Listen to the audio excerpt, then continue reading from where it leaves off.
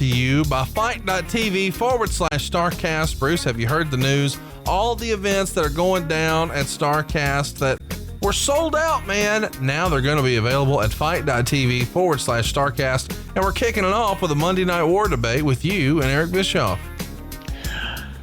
Well, you know what they say, Conrad, is that the winners always write history. And so I will be writing the debate with Mr. Bischoff, live and in color, not edited, and you're going to get the whole thing. And I will explain to Mr. Bischoff why we were the best then and why we're the best now. And that's going down on Thursday, August 30th. But the next day, it's really the main event of the whole convention, if you ask me. It's the roast of Bruce Prichard. And we've got lots of guests we can't announce here. You probably know. What the hell is that? Well, we're going to have some of our... I thought you said that we were going to have roast.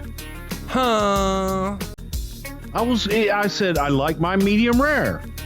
Well, I'm sorry. I invited some of your old friends, and they're going to murder you on stage. I'm looking forward to it, man. We've even got some professionals. I'm calling in the professionals. Ron Funches is going to be there. I don't know that he can be mean, but we might find out. You know Shuley from the Stern Show, he can be mean. He's going to be fired up. And I even brought in a big dog, Mike Lawrence, who won the roast battle.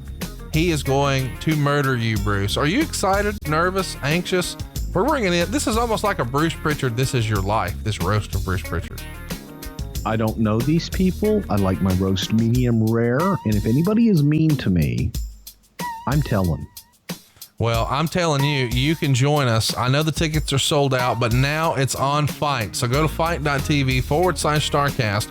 Right now we're offering a platinum weekend pass. Specifically, what you get is over 40 hours of content, over 20 live stage shows, and you get a $20 Fight credit. Hey, is All In going to be on Fight? Because they could use the credit for that, right? And you get a piece of the All In ring canvas. That's right, where history is going to be made, man. Cody's going to challenge for the NWA World title. Will he become the first ever second generation NWA champion? Is this Rey Mysterio's last big show outside of the WWE? How often will we get to see the Golden Lovers in the United States? What about Okada and Marty Scurll? You're going to own a piece of wrestling history, and this is the only place to get a piece of this ring canvas. And these shows, if they were priced individually at StarCast, would sell somewhere between $4.99 and $12.99. But now you get all of them with the $20 Fight credit and the all-in ring canvas, a retail value of over $345 at a fraction of the price. Go check it out right now. But hurry, if you're looking for a piece of this all-in ring canvas, clearly supplies are very, very limited. When the canvas is gone, it's gone forever.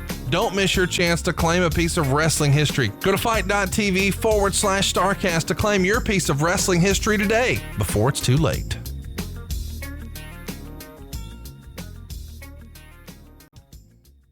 Hey, it's Conrad Thompson, and you're listening to Something to Wrestle with Bruce Prichard. Bruce, what's going on, man? How are you? Well, I'm great. I'm coming to you live and in living color from New York in the Sam Roberts studio on the 74th floor of the Sam Roberts complex. One heck of an episode last week, Bruce. We got lots of mixed reviews about Muhammad Hassan. Some people loved it. Some people hated it. What'd you think? I thought it was fair. Is what I thought. I thought that we covered it and we went through everything that we could possibly cover. And I think a lot of people have fantasized that it was a lot more than it actually was. And they were maybe expecting some kind of controversy and some kind of hidden agenda when it was as simple as bad timing. Two things I wanted to pitch right fast. We didn't really talk about and drill down when the character sort of changed, because it did start with this, I'm being discriminated against. And then before you know it, there's dudes in hoods. So it was certainly changed. When was the decision made to double down? Was that because, we had him red hot, but as they say in the wrestling business, he wasn't quite white hot yet? Well, it just was a natural progression, and it was a natural change to get more heat and probably to go back to more traditional heat, I guess, if you will, more than anything. It wasn't really a conscious let's change. It was just a tweak in the character and let's get more heat. So let me ask you this too. You sort of teased the week before, and I kind of forgot this, but our listeners did not. You teased, I'm going to name names. and you sort of acted like there was somebody who needed to take responsibility for this, but we didn't really have like a big reveal where you were dishing. Did you leave that out on purpose last week, or what can you tell me about I really thought better of it, but I was making reference to the little writer's assistant who was trying to be a writer and was presenting himself as much more than he actually was, who actually came to me one day when I asked him to get water for John Cena coming out of the ring and told me that he wasn't a writer's assistant. I said, well, actually, yeah, you are. But I just decided against it and just will let sleeping dogs lie. Oh, no. We don't want to do that. Yeah, well, no, it's not worth it. Come on, Bruce. Yeah, it's really not worth it. Here's the thing: when you give people, it's giving them too much credit that they don't deserve. So that's why it's a conscious effort. And I'm sorry if you're disappointed and people are disappointed, but that's it. After thinking about it, I was like, screw them. So I think a lot of people saw your table for three that was on the WWE network this week, and it probably gave them their Bruce Prichard fix because they managed to release that the week we're not airing for the first time. What can you tell everybody about your table for three episode besides what was very, very obvious if you watched it? What was very, very obvious? Well, you know. What's that? Well, go ahead and say it, damn it. Well, I guess we should tell everybody you guys were right on the heels of doing our live show over Wrestlemania weekend when you taped that. And maybe there were people who were having a good time. Oh yeah, Bischoff was hammered. Yeah. That was pretty apparent. And what's funny is, I don't know Bischoff the way I know you, but you could just see it in his face. And I'm curious what his feedback is going to be when he watches it back. I thought it came across well. We had fun doing it, and I had quit drinking, as you recall, that during the show, really. And yeah, Layfield had stopped drinking. Eric had started drinking before our show and continued and was excited to know that he could drink during the table for three. Well, what was funny to me is you sort of got caught at our live show because we had them give us like a whole bucket of beers underneath the table. And you were doing like the Ric Flair working beer gimmick where you like open a beer and take like 2 sips and then put basically a whole beer back into the cooler, insinuating it's a dead soldier. And when JBL accidentally kicked it, beer goes everywhere because you had all these loose cans in there with the tops off. When did you become a gimmick? When did I become a gimmick? I would venture to say I've always been a gimmick. However, on that particular day, I knew I had table to three to do later on. So why pretend to open more beers? Are you 17? Why not just gimmick? Gimmick. I love it. It's a gimmick. So speaking of gimmicks, this week. Speaking of gimmicks, Sam Roberts just walked in the room too. But go ahead. I'm sorry. Dave Meltzer called out Eric Bischoff for him saying on the table for three that Scott Hall came over for not a raise, it was fewer dates. And of course, Meltzer says that's just not true. He came over for a significant raise and fewer dates. And he made mention of the fact that all the WCW salaries were disclosed. And I guess somewhere along the way, Scott Hall had said that he was making around $400,000 as Razor Ramon when he worked with the WWF. Does that $400,000 mark sound about right to you for Razor in his last year in the company? It may have been. I don't know exactly what he was making his last year in the company, but probably close. That's what he said. Well, good deal. Well, we're going to be talking a lot about what he said, she said today when we cover the invasion. But first, I guess we should address the he said, she said about this past weekend in Pittsburgh. We always brag that we're going to try to work on a guest, and man, did you come through this time. Tell everybody who we had. Well, I couldn't get Vince McMahon, so I thought I would get the next best thing in Vince McMahon's attorney, the one and the only, the man who took down the United States government and WCW both, Jerry McDevitt, Esquire, as JR likes to say. It was pretty cool, man, because this guy's almost like the guy behind the guy. I mean, we've all heard his name and we've all heard, what an assassin he could be in the courtroom and how he was sort of the ace up Vince's sleeve.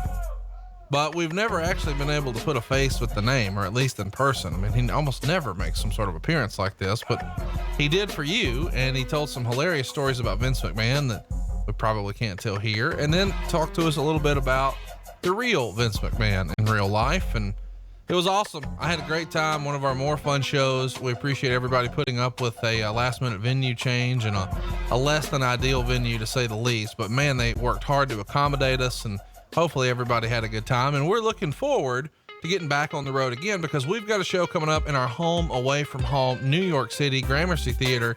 Tickets are on sale for SummerSlam weekend. It's the Saturday before SummerSlam. You'll have plenty of time to come to our show and then go to NXT. Tickets are on sale now at brucepritchard.com. And Bruce, you told me off air, we've already got some pretty big guests lined up for that one. Do you want to give anybody a tease as to who might be showing up in New York City? No teases. You got to show up to see who the special guests are. And we're working on doing more than one, actually. So, it should be an awful lot of fun in New York City. The whole gang's going to be in town. A lot of people for the SummerSlam weekend. So you never know who's going to show up. Well, 2 of the 4 names you mentioned to me are show stealers, and I hope we put it together. I also hope that you come check us out, San Antonio. We're coming to see you in September, on September the 15th. Of course, Nashville sold out on September 13th. We've got dates in October and November as well. And you can come see us in Los Angeles. You can come see us in Boston. We're all over, and there's rumor and innuendo that you're working on another show right now, Bruce. Tell us about it. Working on getting that Bay Area show, folks. So hopefully we're going to be in San Jose in December as well, and get out to the Bay Area. We haven't made it out there yet, and I'm excited about getting up there. Wine country. Bruce and I also had a bit of a powwow, and in the next year, we're going to be able to hit cities that aren't on the WWE pay-per-view schedule. Specifically, you listed a few cities you'd like to go to. Tell everybody in those markets the good news for next year. Well, man, I'm shooting for Atlanta. I'm shooting for Denver. We're shooting for Minneapolis. We're going to go to a lot of the hotbeds where WWE isn't going with their schedule for major events. So you're going to get the major event of Something to Wrestle with Bruce Prichard and Conrad Thompson live. And looking at that, I'm going to go through there and hit the markets that are not going to be covered by the WWE and make it a little special tour in the year 2019. Damn.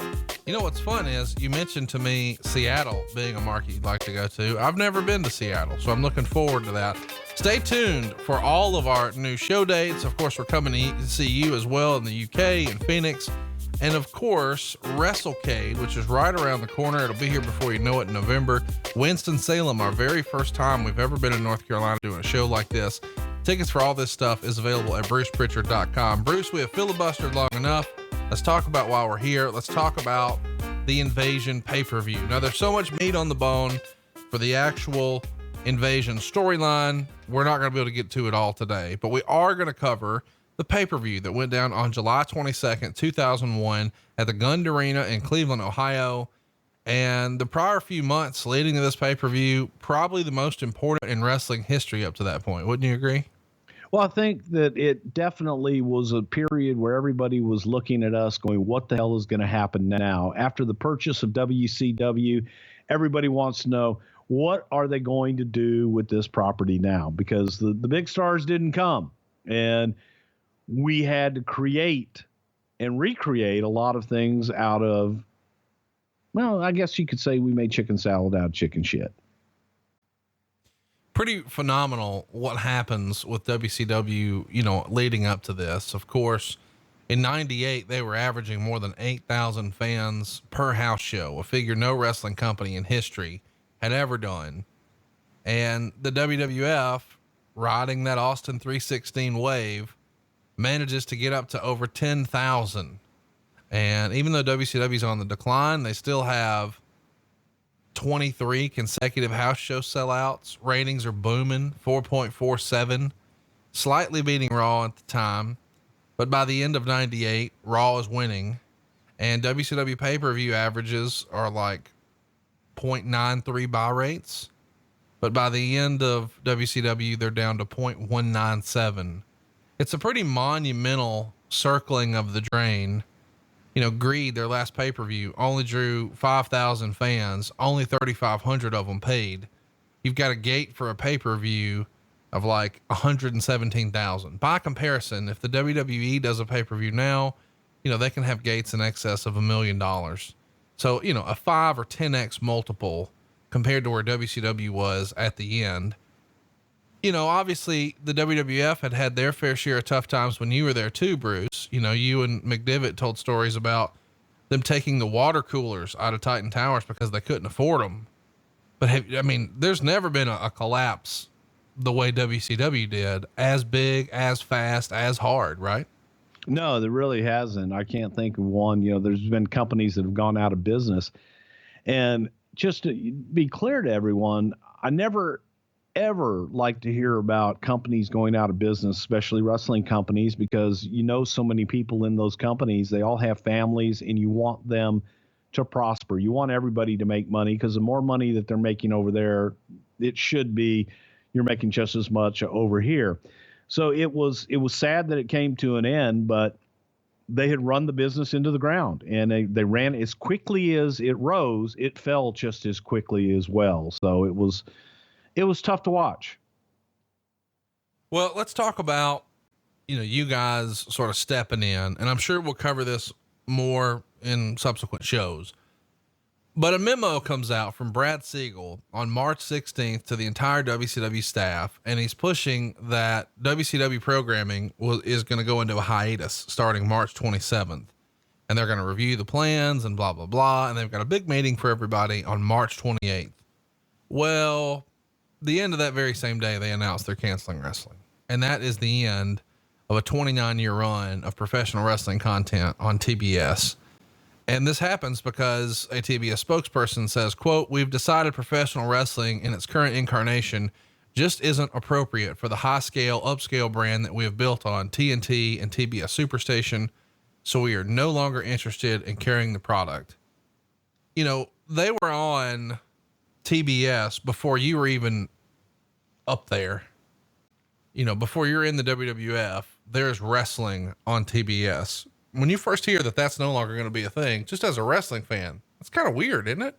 Well, what was weird about it was Ted Turner's love for professional wrestling, and Ted Turner's involvement specifically in professional wrestling and having wrestling on his station. It was something that he built WTBS on, and something that he himself loved. So for Turner not to be having wrestling on his station anymore, that was truly monumental. And it was also something that we looked at. We were hoping in purchasing WCW that would continue. However, Time Warner, AOL Time Warner, they had a different idea. They didn't like wrestling and felt that it was going to upgrade their product by taking wrestling off of it. Well, of course, the guy who makes the decision to pull the plug is Jamie Kellner. And it's a name that is synonymous with the end of WCW. Did you ever meet Kellner or have a conversation with him ever in any walk of life? No, never met Jamie. You know, those guys, so many of those higher ups at TBS, there was really no reason to meet them, nor did they feel that they needed to meet anybody in wrestling. Of course, I think a lot of people know that Eric Bischoff had found a group of investors, and they were calling themselves Fusion Media Venture. And they were supposed to be buying the company. And they had originally offered somewhere in the range, according to the Observer, 70, 75 million. But once they actually get a chance to do some due diligence and see the actual financials, they realize the sad state of affairs the company's in. They back it down to 48 million and change.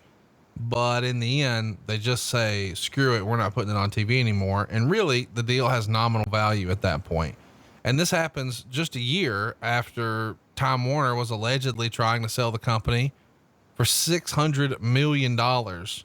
So when you find out that this is not going to happen, and I mean, even when Fusion had supposedly a bid in there for like $5.7 million down, and then $2.15 million per year in payments over 20 years. So it's a significant upfront, and then millions of dollars a year for a long, long time. And then you find out that's off the table and Vince McMahon has bought it. What's the reaction amongst longtime employees? Is it high fives all around, a sigh of relief? What do you remember? It really, at first, I think there was some confusion as to what the hell are you going to do with it. And it was viewed by some people as a dead brand.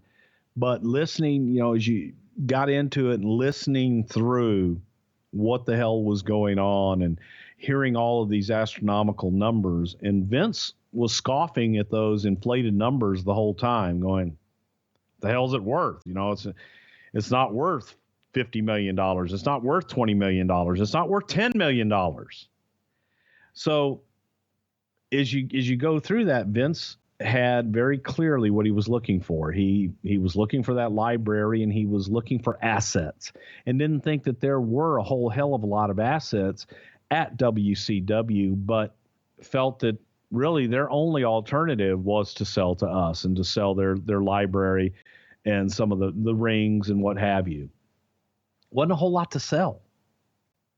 So let's talk about the actual amount of money that's been rumored that Vince McMahon buys it for. But before we do that, because I know you've got a great anecdote from this past weekend when McDivitt dropped a line on us I'll never forget.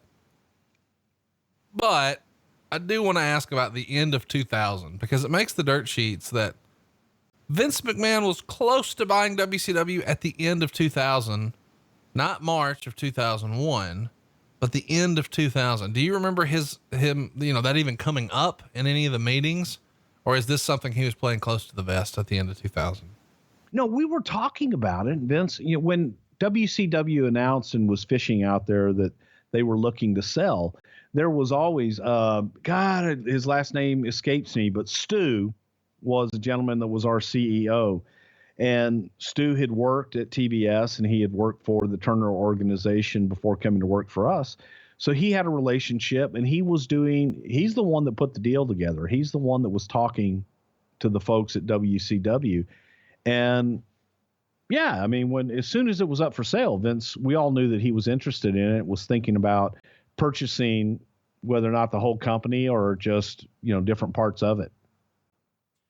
Let's talk a little bit about the amount, because when the deal actually closes, the rumor and innuendo is that Vince paid somewhere in the range of $2 million for WCW and all of its intellectual property and all of the videotape library.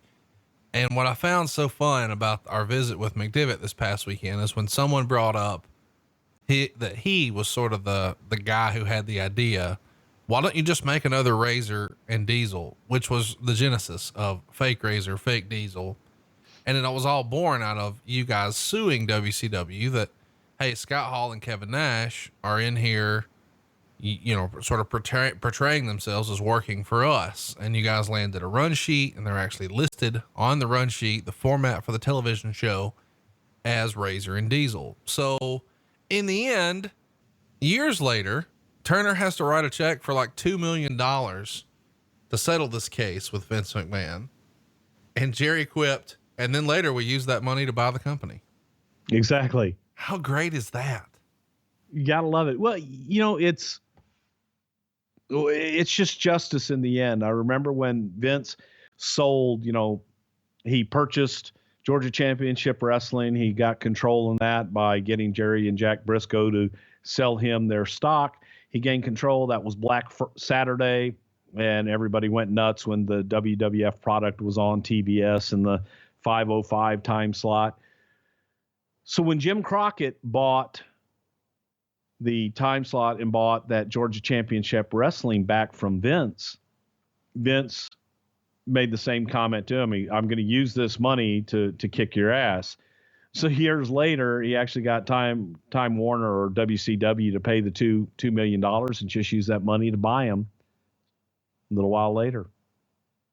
Poetic justice. What do you remember about Hulk Hogan being in the discussion? I ask because it was in the Observer that Hogan was trying to send out feelers here because he felt like maybe he had a little bit of leverage if there was going to be some sort of acquisition of WCW. Of course, he had been on the sidelines for WCW for a while because he's in litigation with them and Vince Russo.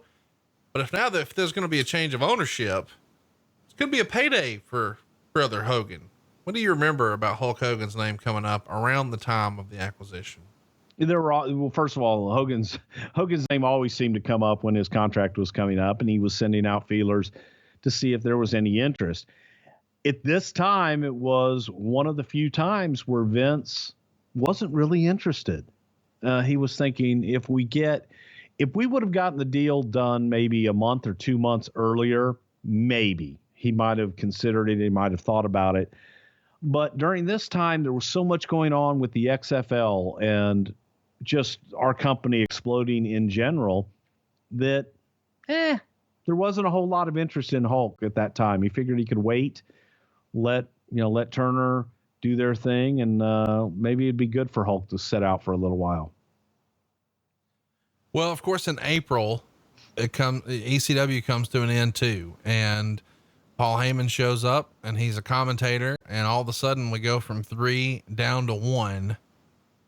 It's quite a quarter for the WWF at the time, because we've got your biggest competitor who nearly put you out, essentially your little brother that you were sort of keeping in business, who was almost a feeder system for you there at one point. They're both out of business, and you're about to have one of your biggest paydays ever. The Invasion pay-per-view, the actual name of the show, the concept, how far in advance was this planned once you knew, okay, ECW's gone and Paul's with us and we've got WCW. We don't want to do it at SummerSlam. What if? We didn't. It just happened so damn fast. The purchase of WCW happened, I would say, from our vantage point, from a creative vantage point, we were told maybe a week before it actually took place that it was serious and was most likely going to happen.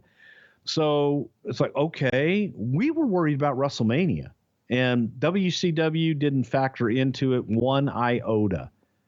Happened after the fact that, okay, we had WCW, we brought in some of the guys to be up in a box for that WrestleMania 17 in Houston, but we hadn't given it any thought. ECW was dead. We had no designs whatsoever in doing anything with ECW, the brand, in any way, shape, or form at that time. Paul was working for us. Paul was working for us in a creative capacity at that time, and we hadn't even, he had just started as a color commentator, but that even just happened kind of by happenstance. It was nothing that was really planned out. So it just, as it developed week by week, it got more and more, but not really by design. So let me ask you this, the idea of a wrestling network, you even talked about on the Table for Three, that when you first came to work with Vince McMahon, within a year of working there back in 87 or 88, he was saying, one day we're going to have a network. And of course, at the time, pre-internet, people probably thought this was a cable channel. Well, this is sort of rumored again, to the point that it would be in the Observer, quote, both Vince and Linda have said they have no plans to do a 24-hour wrestling channel, which would make use of the extensive video libraries of the WWF, WCW, and presumably ECW, which they may have rights to through their recent deal with Paul Heyman. Of course, we know eventually they would get the rights to that contract. Now, he's denying it here, but that means somebody somewhere was suggesting it. Do you remember the idea of a wrestling channel being suggested back in 2001? Well, Vince was always talking about having a network, not necessarily a wrestling network, but having a network. And much like USA and everything else, yes, wrestling would be a huge part of that network, but he wanted to be able to produce other shows, entertainment shows, have other sporting events on the network. At this time, that was his thinking. Those of us in the wrestling side of it are thinking how great it would be to have a 24-hour wrestling channel where you get to utilize all of the footage that we have for all those years, going back however many years of Wrestling Challenge and Superstars of Wrestling Prime Time. We had enough footage and content that we felt that we could do a 24-hour wrestling channel. So that wasn't Vince's intent. That was just us talking amongst ourselves. But I don't know that was ever Vince's intent. It was more of having a network, and then later on the network became the streaming service it is now. Let's skip ahead. Let's go to July 19th. There's a conference call with the media, And JR does admit that the plan once upon a time was to make Raw a WCW program, but that was no longer on the books, and quote, we're back to square one at this point. I think a lot of people picked up on this on an older episode we talked about. The idea that Raw may have moved to a different day or may have moved to something else, and the focus on WCW been a Monday show. Talk to us about, if the WCW show was a Monday show, would that and Raw have aired back to back, head to head? Would Raw have moved? What were the plans that obviously didn't happen? Raw essentially would have become the WCW branded show, and that would have been a WCW show.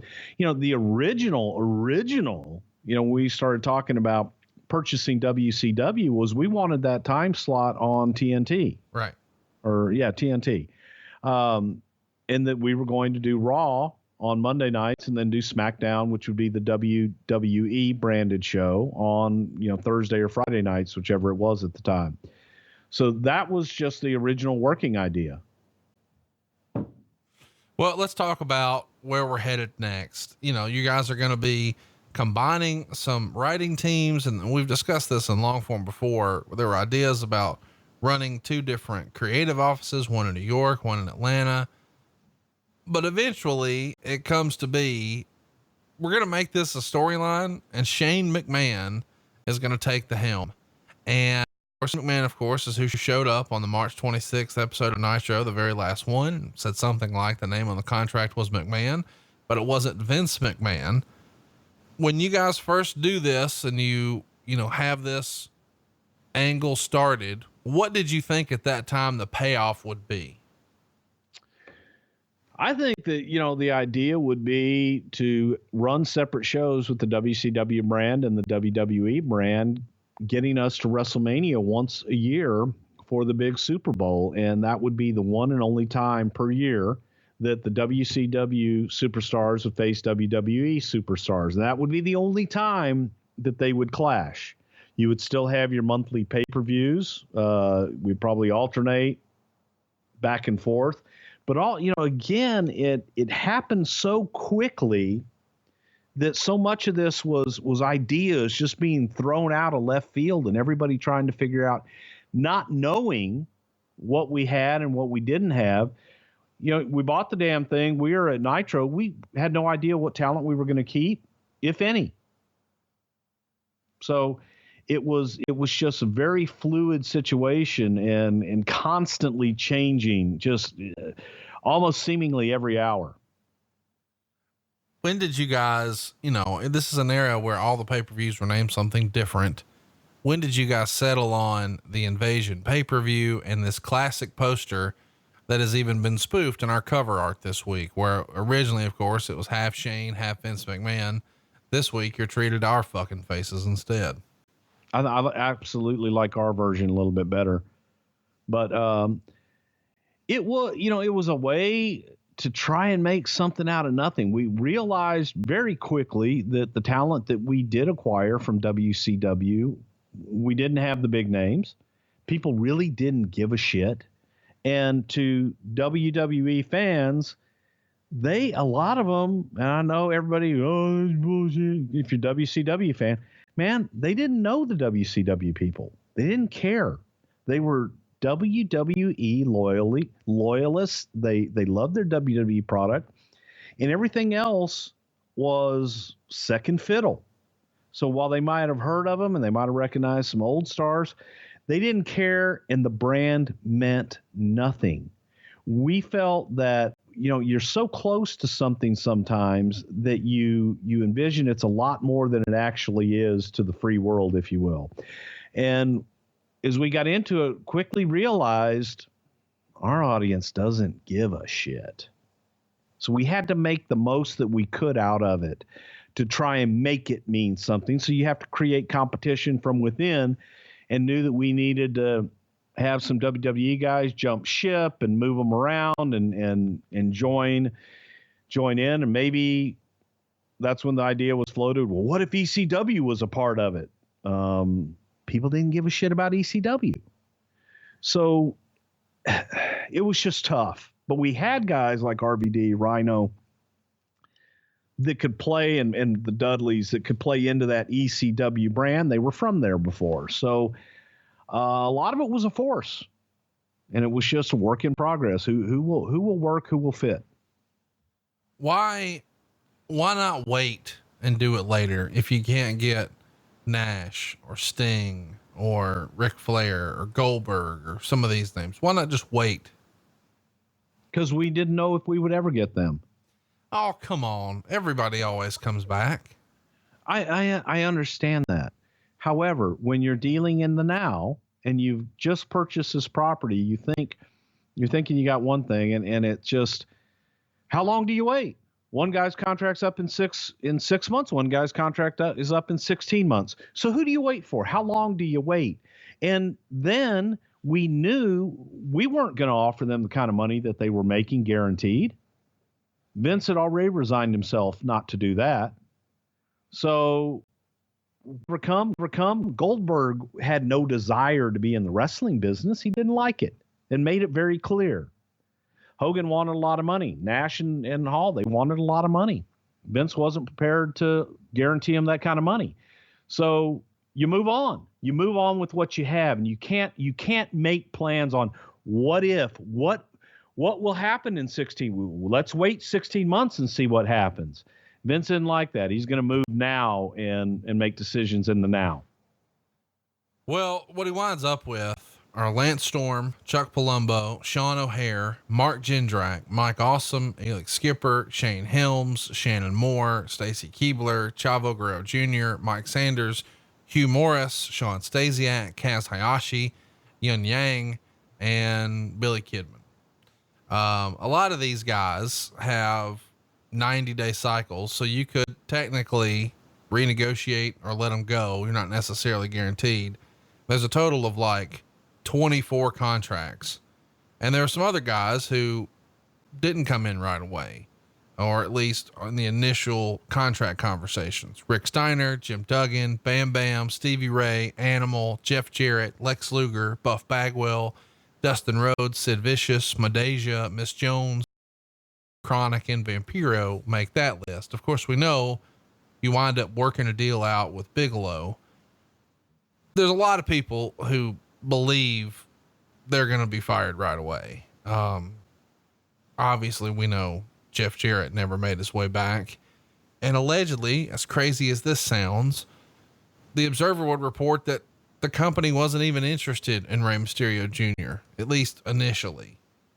Why was Mysterio not a hot property for McMahon? What didn't he see at first? What didn't Vince get? Hey, he wasn't a hot property for WCW either. So it wasn't like, oh my God, you're missing out on this huge hot property of Rey Mysterio that WCW's drawn all this money. Rey hadn't done anything yet. He was truly a great talent and tremendous talent, but what the hell had he done? The Observer would report that a lot of the guys who were in the locker room at the time, who were friends with Rey, went to bat for him and hearing that they weren't interested. And they sort of asked Stephanie McMahon, what was up? Why is Rey not coming in? And allegedly she told some of those guys that they had heard he had a bad attitude, which all the coworkers denied. Do you remember once upon a time there being a rap on Rey as being a guy with a bad attitude? Never. And I never heard anybody say that Rey had a bad attitude.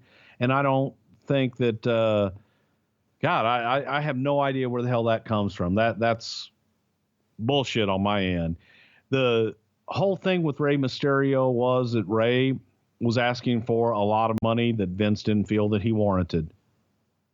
And Vince didn't know him, felt he was small, didn't like masked wrestlers.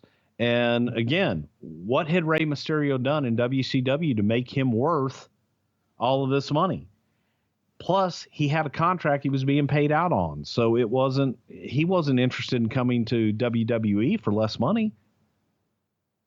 What about Shane Douglas? Here's a guy who had a rocky past. He had not left on the best of terms. Usually whenever he leaves a company, he bashes them on the way out, including the WWF. He's 36 and a strong interview, but a lot of people consider him injury prone at this point in his career. Do you remember any discussions about Shane Douglas in 2001? I remember just thinking that, and this was internal talk in the creative team, there wasn't any interest in Shane. And a lot of it did have to do with some of the comments that had been made before. And the funny thing about that is we find out in history, no matter how bad your comments are about the company, you'll be brought back in and the red carpet will be rolled out for you. But there's just fairness, that some of that is the office was making the decision of, well, he bashed us, so fuck him. And when I say office, I mean everyone around Vince. Vince is the one who can normally say, turn the other cheek, pal. What's best for business? Bring him back. Right. Yeah. But there was no interest in Shane at that point. But why is my question? Do you think that Shane wasn't interesting? Wasn't a good performer? Wasn't a good promo? Or is it just, man, this guy's difficult to do business with. Fuck him. I don't know that Shane expressed any desire to come in. Well, and I don't know what's that? Of course he wanted to come in. Did he tell you that? I don't think he did. Well, what would he prefer to do? Make shots in fucking Philadelphia area indies? No. Some guys do. Some guys do prefer that. But again, it wasn't, out of the guys that were available to come in, we got most of those guys that were available to come in. I don't know where Shane landed on that list. I remember a very brief discussion as to whether or not Shane Douglas was somebody that we wanted to go after, and nobody seemed to have anything for him. So we moved on. What about Road Warrior Animal, Bagwell, Luger? Obviously Bagwell did come in. He winds up getting the look, but originally the reports were you guys weren't necessarily sold on him. Is that based on the perceived heat, or he didn't think you guys would want him? Of course, most recently we had seen Bagwell and Luger sort of packaged together for WCW. Did anybody think that maybe, hey, this guy, he's got to be a shit disturber? Or what was the rap on Bagwell? A lot of times Bagwell had a bad rap, first of all. And Vince has always been one of those people. He doesn't care what the rap is on somebody that he hasn't dealt with before. Right. Okay. Shane Douglas was someone he had dealt with before. So take him out of that equation when I say this. But if there's someone, Randy Savage had the worst reputation in the wrestling business, and Vince took a chance on him. And it was like how Randy dealt with Vince. So Bagwell was somebody that I don't care what his reputation is. I don't care what his rap is. It may have been a bad reputation based on the atmosphere that he was in there. And it's going to be a different atmosphere here. So Vince has always been willing to take guys. And yeah, Bagwell had a horrible reputation, but we took a chance on him and, brought him in. As far as Animal, the attraction was the Road Warriors, and it was the tag team. And I don't think that Vince saw a whole lot of value in using Joe as a single. So there was no interest. Plus, again, I don't think that Animal expressed any desire to come in. So again, it works both ways. A lot of these guys, they were happy either getting the hell out and being able to go out and do their indies and do their other stuff, or they had contracts that were still paying out when they chose to continue to get the payout on their contract and not work. That goes for Luger, Vicious, Bigelow, all those guys. Those guys had contracts that were getting paid out. Yeah. Okay. And there was not really any interest in Bigelow. Wasn't a whole lot of interest in Sid at that time. Why I think that he felt there was a lot of rehash there. Okay. I understand.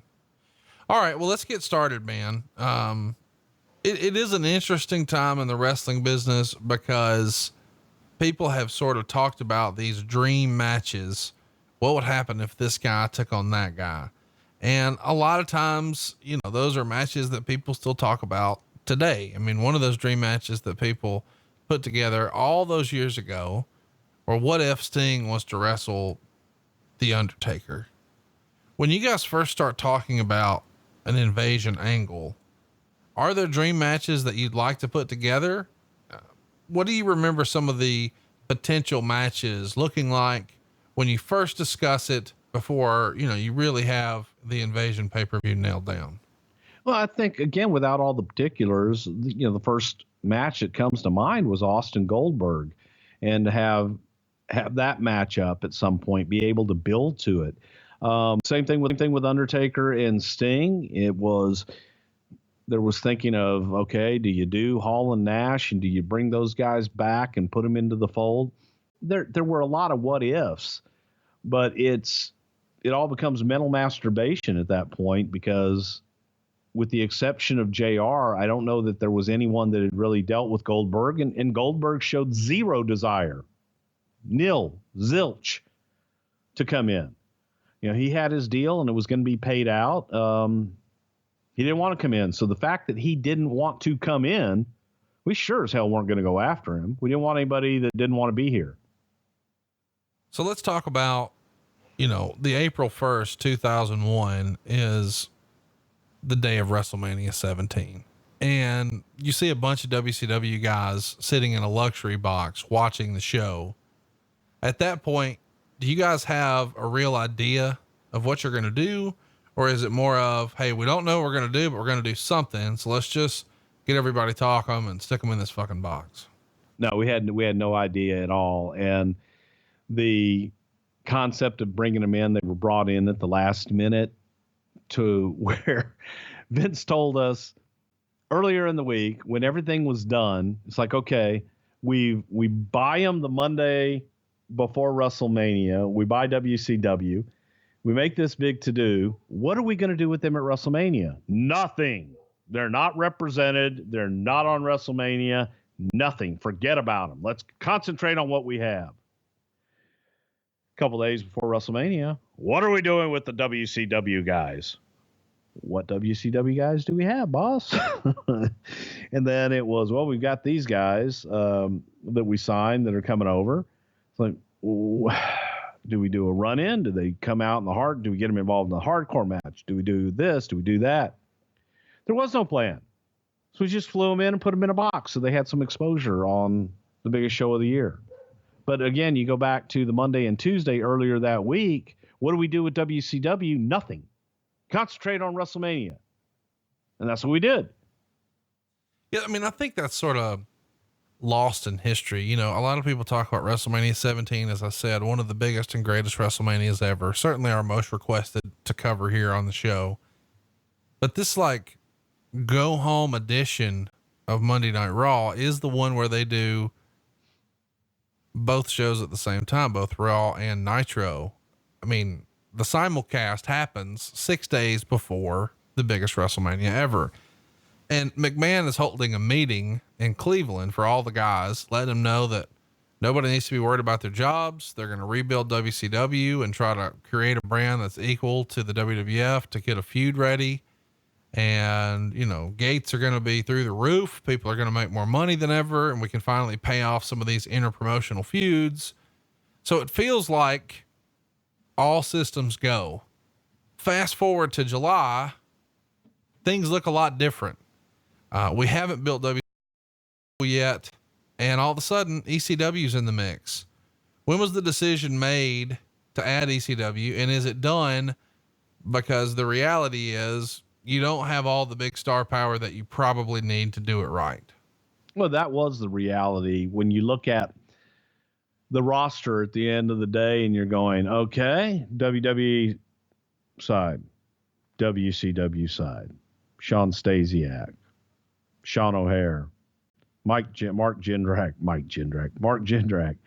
There wasn't any star power over there.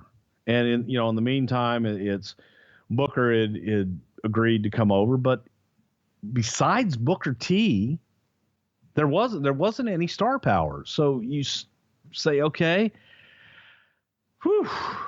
WCW invasion.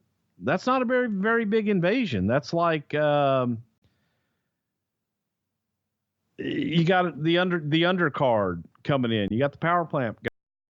Nobody cared. And we tried with the Raw in Seattle and we tried the thing with Booker and bringing in a WCW announcer and tried Arn Anderson on color, and nobody gave a shit. And I know everybody said, why didn't you do it a week later in Atlanta? Frankly, it wouldn't have mattered. It didn't matter where we did it. No one gave a shit nationwide on television. Oh, come on, It wasn't Bruce. about that. They didn't. I'm with you on that, but you guys plan a lot of stuff, ahead of time for cities. I mean, if it would have been in Atlanta, it certainly had the potential to be warmer. I'm not saying that it would have, but it had the potential to be a better reaction. It sure had a potential to be a better reaction, but if it was going to be a good reaction, regardless, it wouldn't have mattered where it was. Well, listen, I get that. If you're over, you're over. I mean, I understand, but I guess what I'm driving at is this is what feels like to me the second time we've had a conversation about this today, where it feels like Vince McMahon is a little impatient, and that's not normally, a character trait that I would assign to him. You don't know him very well. Well, that's what I wanted to ask is, cause it feels like, there's always a time, and I'm not talking about with the current booking. I'm saying like, never say never, pal. I mean, it's, all these guys who leave on bad terms eventually come back. So it feels like he's got to have a great deal of patience for that. But when I suggested patience, you sort of laughed it off. So was it a matter of, cause that does feel like a Vince McMahon line. If they're not over in Tacoma, they're not over anywhere. What a fucking sentence that is. Why not do it in Atlanta?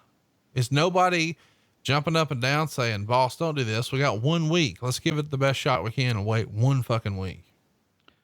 No, because no one, and frankly, I don't think that anyone thought it would matter. No, I don't think that there was a lot of confidence in the first place. Keep in mind, if we didn't do it then and it didn't get over, it wasn't going to get over in a week. And I don't think we had Scott Hudson. There were so many pieces of Scotch tape on that to even get it to Seattle, to get it up and get it going, that it was like, okay, do it. Let's go. Let's get it done. Let's get it up. Let's get it out there and let's get it done. Vince is extremely impatient and he wants something. He wants it yesterday. So when he wants something, he's going to get it and he's going to have it and he's going to make it work. This just didn't work. It didn't work for a number of reasons. The match was the shits. The call was the shits. People are turning it off. And again, you look at the numbers and people are turning it off. It sucked. It was not good. I felt horrible for the performers. I felt horrible for everybody. It was the first time Arn Anderson had ever done color commentary. We all understood immediately why he's never done color commentary. I'm so glad you brought that up because, and this is going to feel like I'm going to bat for my boy here. And you know what I'm going to hit you with. Why did Kevin Dunn not have any interest in Tony Schiavone? I mean, if you're going to talk about a WCW invasion and you really want it to feel like a WCW show, Schiavone should have been a big part of that, in my opinion. I mean, he is the voice of WCW and had been for seemingly decades.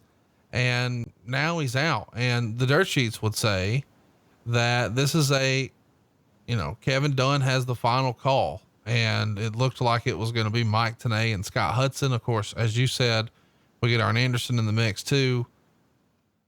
What is it about Schiavone that Kevin Dunn or whoever made the decision didn't dig? It wasn't Kevin Dunn's decision. It was Vince McMahon's decision. I don't know that Tony Schiavone was even available at the time. I don't know what Tony's contract was. The people that we were given were Tenay, Scott Hudson, and Scott Hudson was a last minute replacement. So I don't believe that Tony was even available, but I don't know that. I think that a lot of that, well, it wasn't Kevin Dunn. It was more Jim Ross and Vince McMahon at that time doing a lot of that stuff. There we go. That's what I didn't know that, but now that you've mentioned JR, that certainly feels like where we would have been, because at different times, those guys didn't always get along so great, right?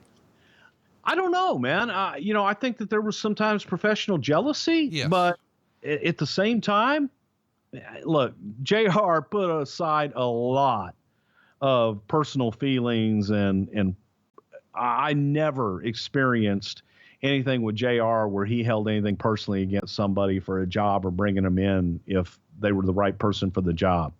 So I don't think he would have done that with Tony. I just don't think that Tony was available during that time.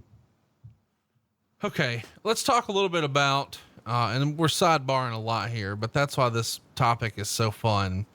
In early April, Meltzer reports that the WWF reached a deal with, and I'm going to butcher the name as a redneck from Alabama, Sakani Inc., to handle the videotape archives and get them ready for a potential video on demand or internet broadcasts. The company will wind up owning 40 years of its own footage, as well as the old WCW / Crockett library, and of course ECW. And of course, he's denying everywhere that he's going to do a 24-hour wrestling channel, but instead his plan is to digitize the video, and it's going to make the footage a lot easier to sort of look through and sort through, as opposed to sifting through thousands of hours of tape and film. And he's doing this in 2001, more than a decade before the WWE network.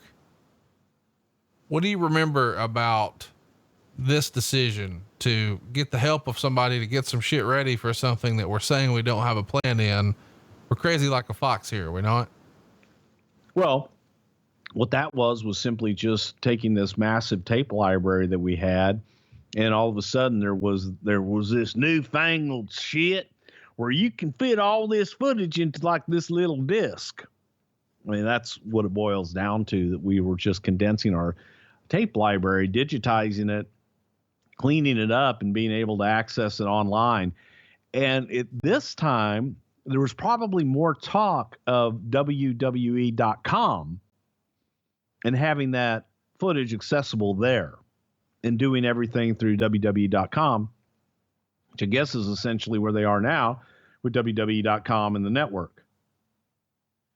Well, and you can fire up the network to go see the May 28th, 2001 Raw. This is the very first time we see a WCW wrestler appear on Raw post purchase. And they're in Calgary, Alberta, Canada. So there's only one guy it should be, and that's Lance Storm, who does a run in and then a thrust kick on Saturn, and then Saturn is pinned. Why is Lance Storm the right guy to kick off the invasion? I don't know that he was necessarily the right guy to kick off the invasion, but the fact that we were in Calgary, and Lance was there in Calgary, helped that decision quite a bit. You didn't have to fly anybody in, and he was there, and it was easy. That more than anything. But doing the WCW invasion in Atlanta didn't make any sense. Got it. Okay. Right. He didn't need a belt. That's why he wasn't champion. Didn't need it. Didn't. This is so ridiculous. Okay. So let's talk about the decision, of course. So you sit there and say it's ridiculous, but yet you've never experienced trying to deal with the mind of Vince McMahon.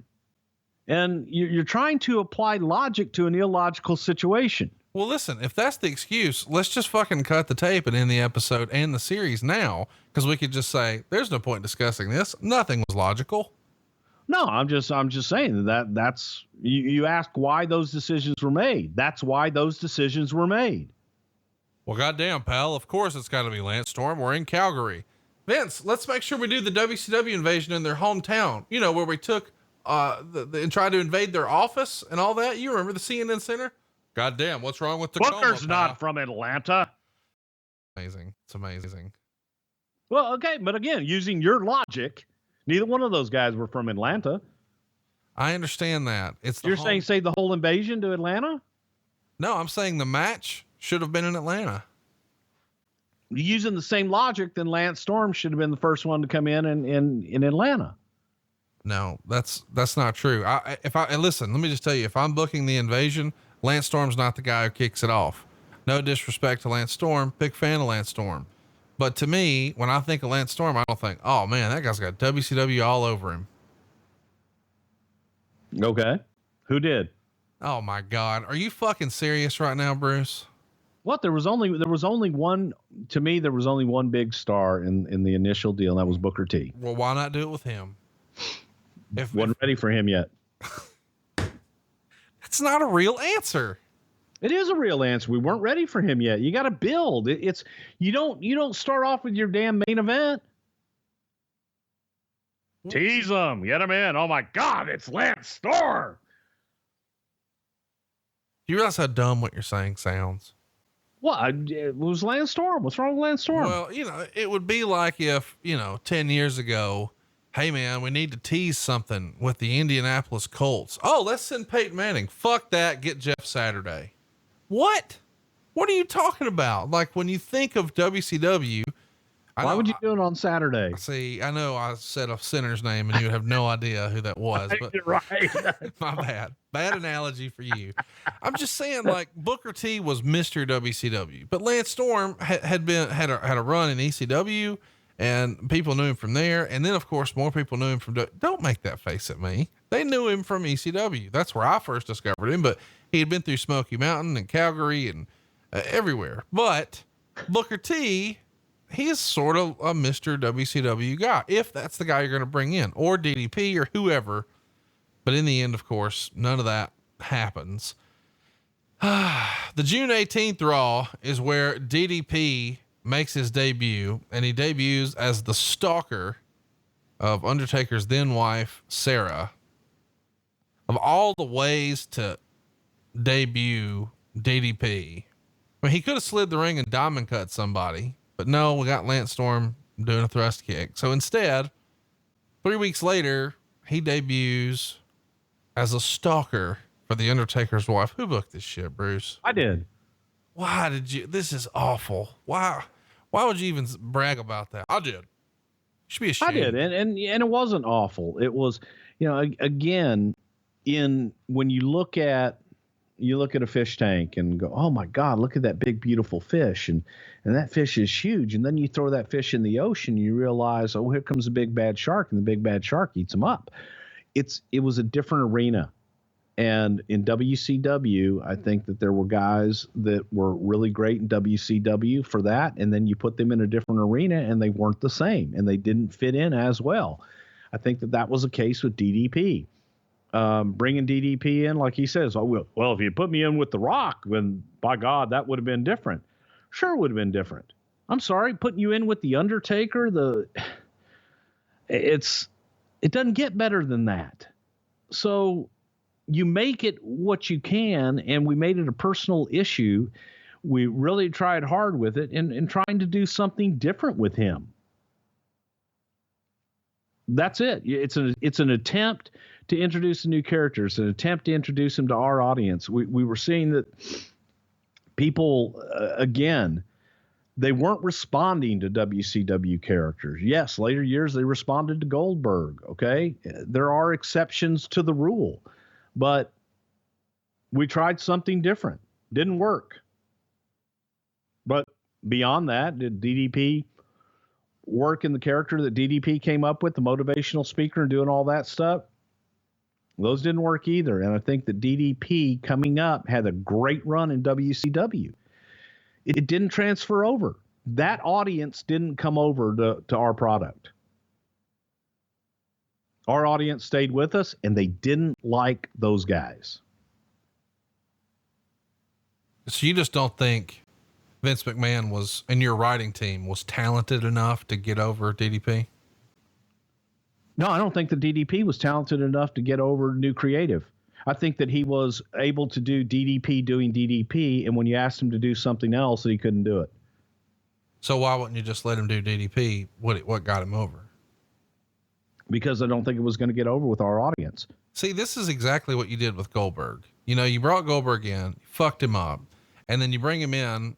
Goldberg came in and didn't get over. Yeah, because Goldberg came in and couldn't get over. He didn't get over because you wrote shit for him. But great shit. I'm sorry, coming in and having a program directly with The Rock. No, I understand what you're saying. Shit. It's a matter of knowing how to showcase. Shit is. No, listen, you're going to have to put down the spin for just a minute here, because they brought in Goldberg the second time and he got over like a rover, and he didn't the first time because you guys tried to make him something. The whole Goldberg show. I explained why. You had a year to do it. And just the same thing. When you have a guy, what they did with Brock, they knew they had a start date, they had an end date, and they knew what they were going to do. And it was simple. He's getting squashed at the end. Well, we didn't have that the first time. We had a year contract. We had to make him for a year. We didn't know what we had. We're not going to have him go through and just destroy all of our guys for a year because, well, that's what he did in WCW. Great. Well, they went out of business. But here's what I'm saying though. You're saying we're not going to have him come in and destroy our guys, insinuating, I mean, what sort of unspoken there is, because then he could go somewhere else. Where the fuck is he going to go? There is nowhere else to go. No, my point is that he's got to come over. He's got to get over in new ground. He's got to get over with a new audience. DDP, again, you go back and say, oh, well, DDP doing DDP would have drawn great. I'm sorry. He was doing DDP in WCW when WCW went out of business. If it was that great, then why didn't it keep him in business? They were doing DDP. Well, yeah, but you could say that about anything. So they were shitty creative too. Well, clearly they went out of business. But it's DDP doing DDP, what you just said we should have done with him. It wasn't working there. Why would it work now? No, because here's the deal. It did work with different bookers, and then it didn't work with you booking. Here's what I don't understand. Like, it didn't work with their booking either, him doing it. Yes, it did. Then I'm sorry. They're still in business doing great. Well, they're in the same amount of business that Paul Bosch is, because he was such a shitty booker that they went out of business too. Paul Bosch retired. Well, so did Vince Russo. Okay, maybe not. All right. The point is, DDP got over, and you guys didn't let him come in and just diamond cut motherfuckers, which was what people wanted to see. It would be like if you said, listen, Steve, I know you got over with that whole middle finger and stunner and beer, but we're going to need you to try something different. See the Undertaker over there? Now that's his wife. We're going to pretend like you're obsessed with her, but we don't want you to do all your other shit. We need you to change all that up and go do this. That's fucking dumb. No, it's not dumb. It's creating it's a new storyline. It's a new dimension to your character. You got to change, because by the way, to your point, what you were doing in WCW wasn't over anymore. No, I'm not saying it was over, and it was so great. No, hang on now. I'm not saying do what Vince McMahon. Yes, you said bring him in and have him diamond cut everybody. Well, that's what he was doing when he got over at 97, 98, 99. That's not what he was doing. And then they went out of business. No, they didn't go out of business in 99. That's not what he was doing at the end. My point is if it was still overdoing that, they'd still be doing it, and he'd still be in business, because that was what was working. But after a while, it doesn't work anymore. So you brought in Hulk Hogan and Scott Hall and Kevin Nash and gave them the NWO. Why? It wasn't working. And they shit on it, and it didn't stay very long, did it? My point is, why it with DDP here? This feels like somebody somewhere didn't get DDP. So instead, they just do something different with him. To the contrary, wanted DDP to succeed, and we wanted to give him an opportunity to come in, not with an old character that had been seen and had been done to death, and that they weren't buying at the end, to bring him in and try a new character with him and give him the best opportunity that we could. Everybody liked DDP. Everybody wanted to see DDP succeed, including The Undertaker, Vince, every one of us. Well, so to even suggest that, oh, well, bring him in and bury him. That not no, even. I didn't say that. I didn't say that. But no, again, you say, oh, that was a shit idea. Why not do this? That's a shit idea.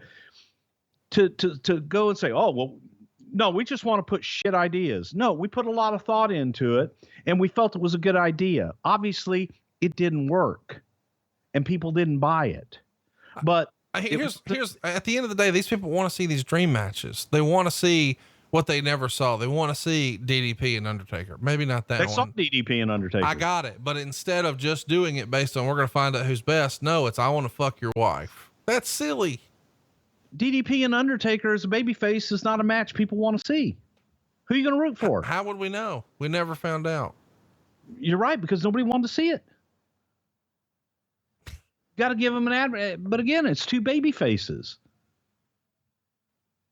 Okay. It's very easy to armchair quarterback versus having to have a list of people that you have to write stories for, and you have to try and make sense and try and get longevity out of, and not just do, well, it worked 10 years ago. Oh, so you tried something different and that didn't work either. And you're not willing to accept any criticism either, are you, Eric Bischoff? I accept all the credit. I just said it was a bad idea. I said it didn't work. Didn't you hear me? I said it didn't work.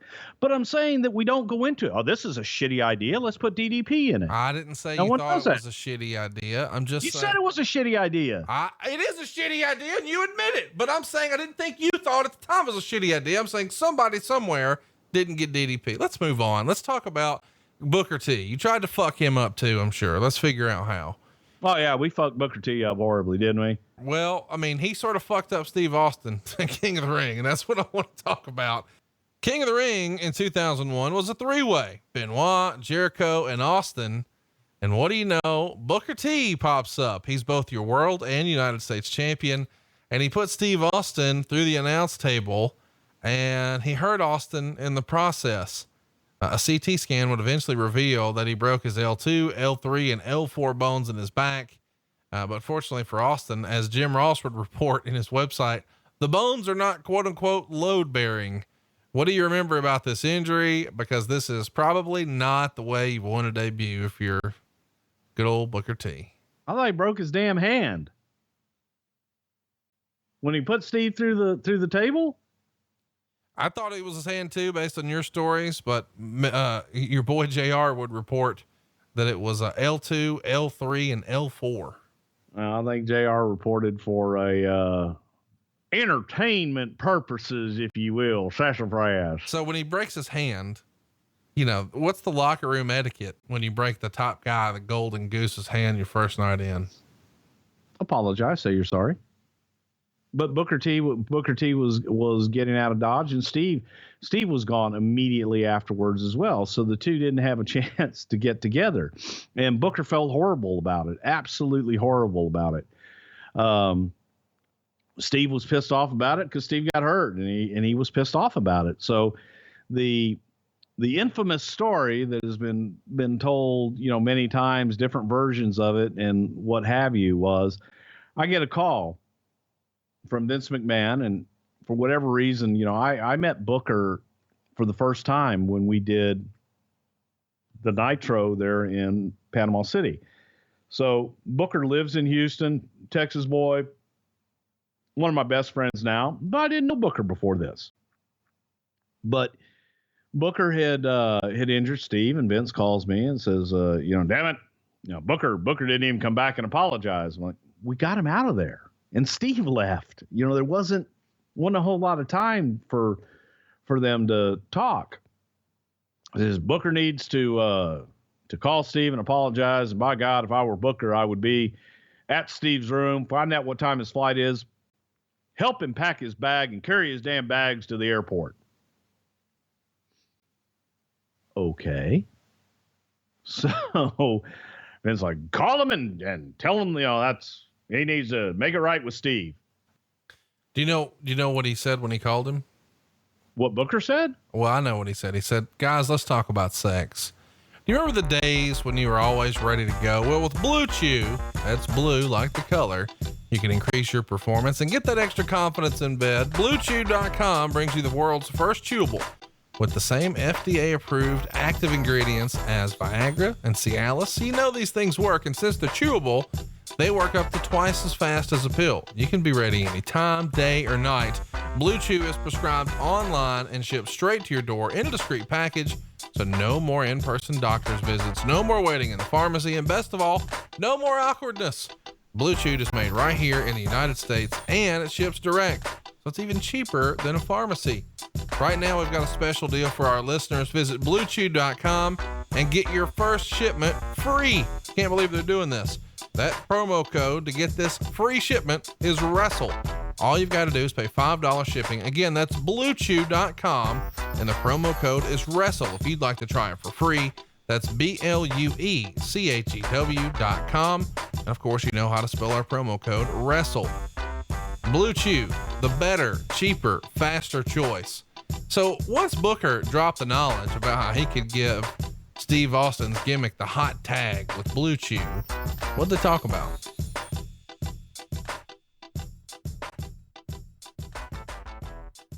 Booker apologized, and Steve was like, hey, you know, all right, you know, accidents happen, shit happens, and so on and so forth. But going back, hang on, I got to go back to me actually making the phone call to Booker.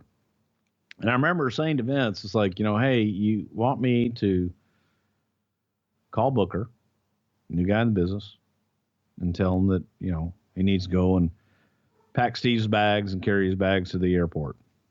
And I remember talking to Book, and Vince had suggestions. Oh, hell no. I said, just call Steve, you know, and talk to him. He goes, yeah, give me his number. And they talked and everything was fine. And Steve was, accidents happen. He's pissed off at the moment. He's pissed off for getting injured. And that was it. That was the end of it. So everybody moves on and you go from there. But it wasn't the issue that it was made out to be. And obviously took it and made a story out of it. And that works from there. Well, what we're off to next is a feud, of course, where Booker T and Austin are going to be looking for each other the next night in Madison Square Garden. And on July 2nd, we have the famous match, Booker T, Buff Bagwell. On commentary, Scott Hudson, Arn Anderson, and Austin and Angle wind up doing a run-in and attacking Booker. Keller reported in the Torch that the first words out of Vince McMahon's mouth at the post-production meeting were something like, "What was the fucking deal with that match? That was the shits." Now, you've told me the story off air that this production meeting had a crazy start time. What can you tell us about the follow-up to that night in Tacoma? Jesus, it was horrible. It was, I can think of a really bad word to say for it, but it was a debacle. It was terrible on every level, from the announcers, as I said earlier, with Scott Hudson and Arn. You could have prepared them for 3 weeks. Still would have been bad. It just, there was no chemistry there. Scott was doing his best. He was just trying to get through it. And Arn is a great promo, but a lot of times great promo guys just can't do color. Bagwell and Booker worked many times. And we were told by Johnny Ace, Arn Anderson, the WCW guys, what's the best match? What is the best match that will represent WCW? Here's who we have here. If you could book one match that would say, this is WCW's best, what would it be? They came back with Booker and Bagwell. They worked together. There'd be a great match, and they got great chemistry and so on and so forth. It was just absolutely horrible. And afterwards, you did beat down out in the back, but it was just another night of, this show sucked. What the fuck was that? It was not what we expected, not what we were told to expect from them. And bad night. It wasn't, if that was here was the thing, that was the best, which all the WCW guys told us, this is the best, man. This is going to blow it away. These are the two guys to represent it and make it work. And we thought, if that's the best we've got, we're fucked.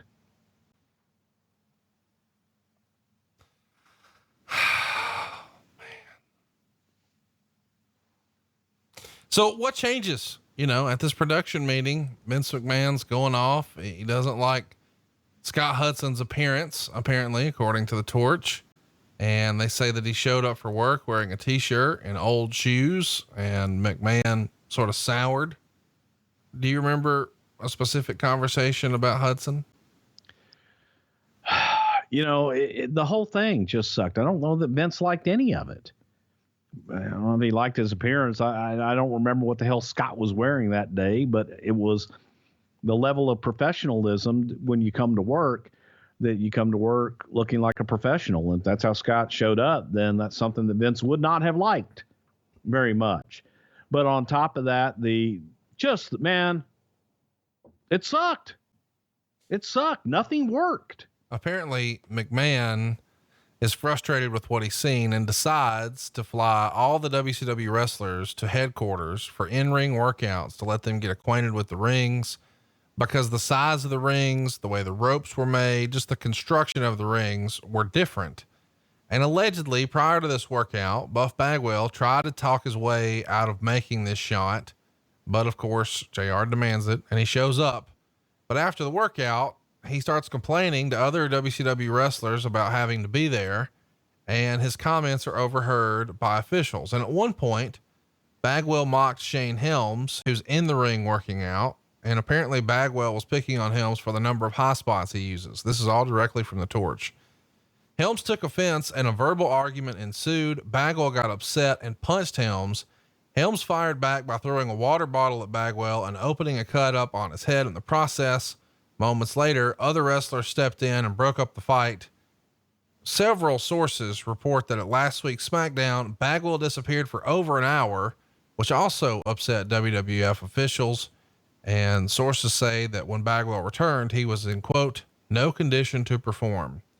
At Monday's Raw, according to one source, the entire crew sat backstage cringing over Buff's in-ring performance. So lots of stuff to talk about here with Buff Bagwell. What do you remember about this allegation that he was in no condition to perform, that crew was in the back cringing at his in-ring performance?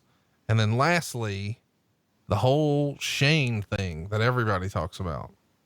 Well, the report about him being in no condition, that was at the studio, and that was when they were all brought in. That wasn't at a TV or anything like that. And I heard the story, but it was after the performance, everybody started making excuses.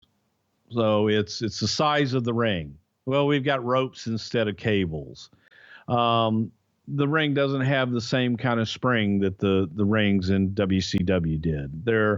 They're 2 feet bigger than the WCW rings. It was okay. So we just started taking the excuses away. Okay. Get your asses in here, start working in our rings. If you're a professional, then you should be able to adapt. The idea was bring in all of those guys and allow them to work in WWE rings. We brought them into the studio and had them all go in and work out and just try and bring them up to speed, get them as comfortable as we could before we were going to put them in matches on television. The rumor and innuendo was that Bagwell and Shane Helms got into an argument. That Shane but Bagwell took a swipe at Shane, and Shane ended the fight. So from all the eyewitness accounts that I had heard from there was that basically, Shane beat him up fairly quickly and it was pulled apart fairly quickly. And to say beat him up, that Shane got the better of Bagwell in the skirmish before everybody was in between them. And that was it. And I think that was kind of the end of Bagwell from an attitude feeling, thinking that, good God, he's fighting with his own people. Is this somebody we really want to invest in? He's only been here a short time and already we're having these issues. And that's really about all there is to that. There's a famous legend out there that Judy Bagwell called in sick to JR on behalf of Buff. Do you remember that? I've heard the story, but you know what? I've heard Buff talk about it. I've heard JR talk about it. For the life of me, I don't remember that during that time ever hearing anything like that. Other than, you know what, Buff isn't fitting in here, and I don't think it's going to be a good fit, and I don't think it's going to work. So JR would be the one to speak to that, but I don't know. I was on creative at the time and was told, you know what, we're not going to use Buff Bagwell going forward. And just like that, Bagwell was out. Yeah, just like that. It was short and sweet, and we moved on. Didn't look back. Was he ever discussed ever again, to the best of your recollection? Not to my knowledge. I don't think that he ever showed any desire to come back either. Are some we guys didn't have any desire to use him beyond that match? I'll tell you that much. Are some guys too stubborn for their own good? Yes. I mean, it feels like Bagwell had a look that McMahon would have appreciated. And some of his, it's almost like, Chris Masters got a mega push there for a little while, and Buff Bagwell could have been in that spot just as easily, but he, for whatever reason, couldn't get out of his own way a little bit. Bagwell not only had the look, Bagwell had the charisma, had the promo skills, and, had an attitude in a good way in the ring. Right. So he had a presence. But as you say, yeah, he couldn't get out of his own way. I think that Buff was his own worst enemy at that time and probably had a higher opinion of himself than other people did. Is there somebody in TNA in your time there who you felt like probably had a similar situation, just couldn't get out of their own way. Could be a bigger star, but maybe had some sort of self-limiting behavior that maybe they themselves didn't even realize. God, I don't know. It probably applies to a lot of guys off the top of my head. Shit. I don't know. Okay. Let's talk about the meeting Vince McMahon held with a lot of the WCW guys. Allegedly, he goes through backstage procedure. Actually, I'm sorry, go back. James Storm. That's what I thought you were going to say.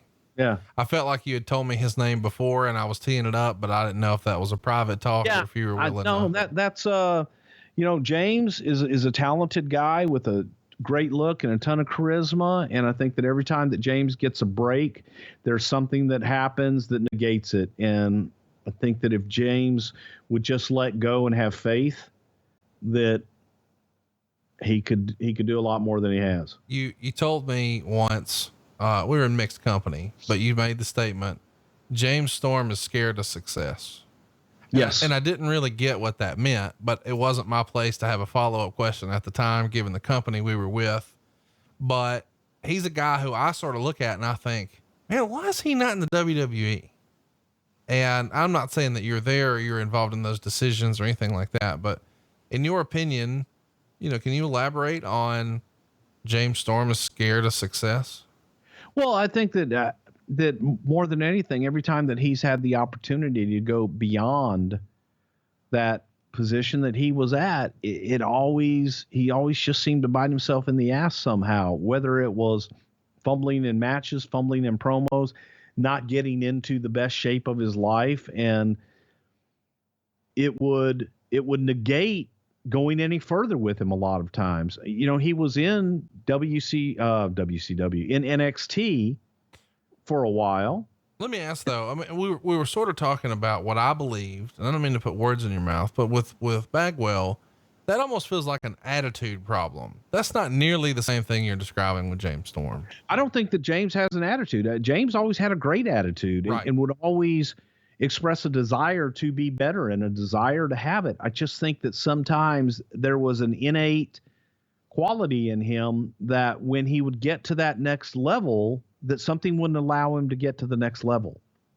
Because you look at him and I say, I want that guy.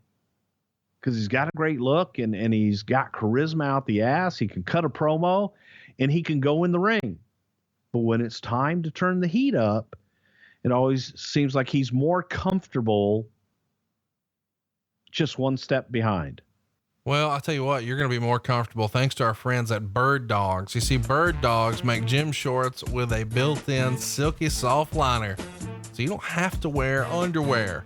Underwear can be super uncomfortable. It's like you're shoulder to shoulder in the mosh pit of a band you don't like, or maybe even like shoving a loaf of bread into a Dixie cup. But Bird Dogs make you feel like you're catching a light breeze, fully nude. And Bruce, you've told me that you like to wear them when you're doing anything, everything, or nothing, whether you're sitting on the couch or swimming or whatever. You've even bragged that your pair of Bird Dogs dry faster than a bathing suit. So why have two shorts do the job of one, right, Bruce? Absolutely. And they is comfy, baby.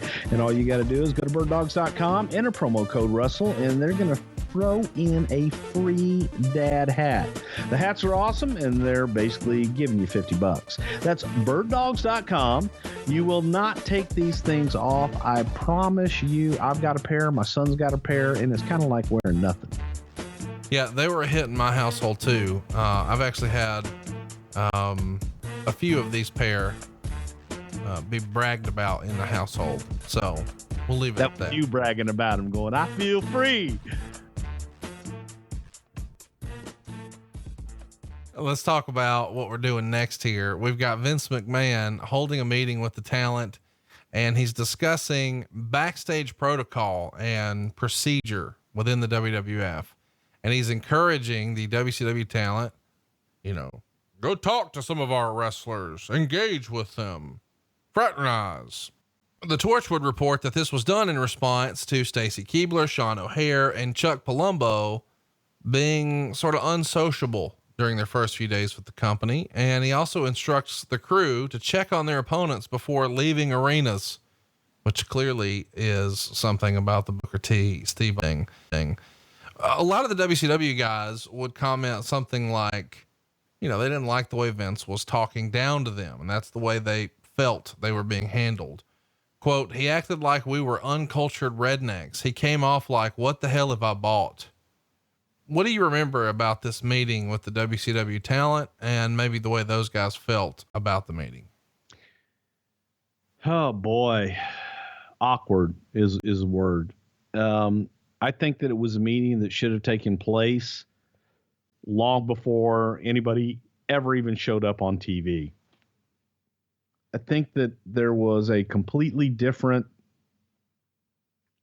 atmosphere in the WCW locker room, and they came from a place where the inmates ran the asylum for so long that there wasn't a lot of structure and there wasn't a lot of accountability from talent, from management, from anything. And the WWE locker room and structure was just that. It was much more structured.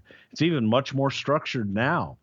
So there wasn't really enough forethought into, we thought that, hey, there's just some of the boys are going to come in and it's just another group of guys coming in, new guys coming in. You assume that they know what they're doing, but we had gotten a lot of the guys from the power plant, and their only exposure to the business for some of them was WCW. And it was during a time that it was kind of hectic and there wasn't a lot of structure, as I said. So they didn't know. They just didn't know any better. Now they're coming into our locker room. They've heard stories. They've heard rumor and innuendo. They don't necessarily feel welcome. I don't know that anybody went out of their way to welcome them.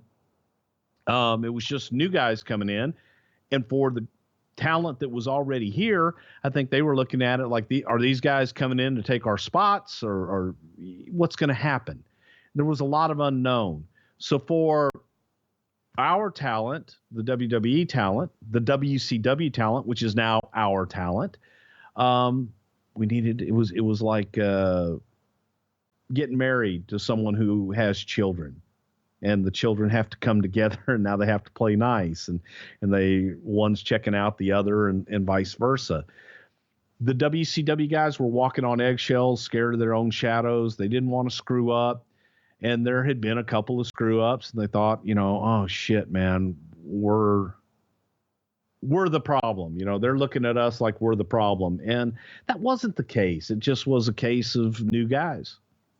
Even little stuff, can be misconstrued. I mean, this is so fascinating about wrestling to me. It's one of those deals where if you don't shake everybody's hands and introduce yourself, then you're an elitist. And if you eat with the same people, like allegedly, it makes the dirt sheets that a lot of the WCW guys would sit together in catering until somebody says, oh shit, we're getting heat for doing this. We need to separate and go mingle.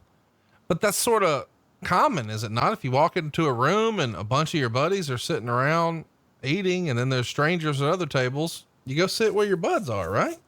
I think so. But again, it was viewed, if you want to pick on something, you can pick on something, and you can find something wrong with it.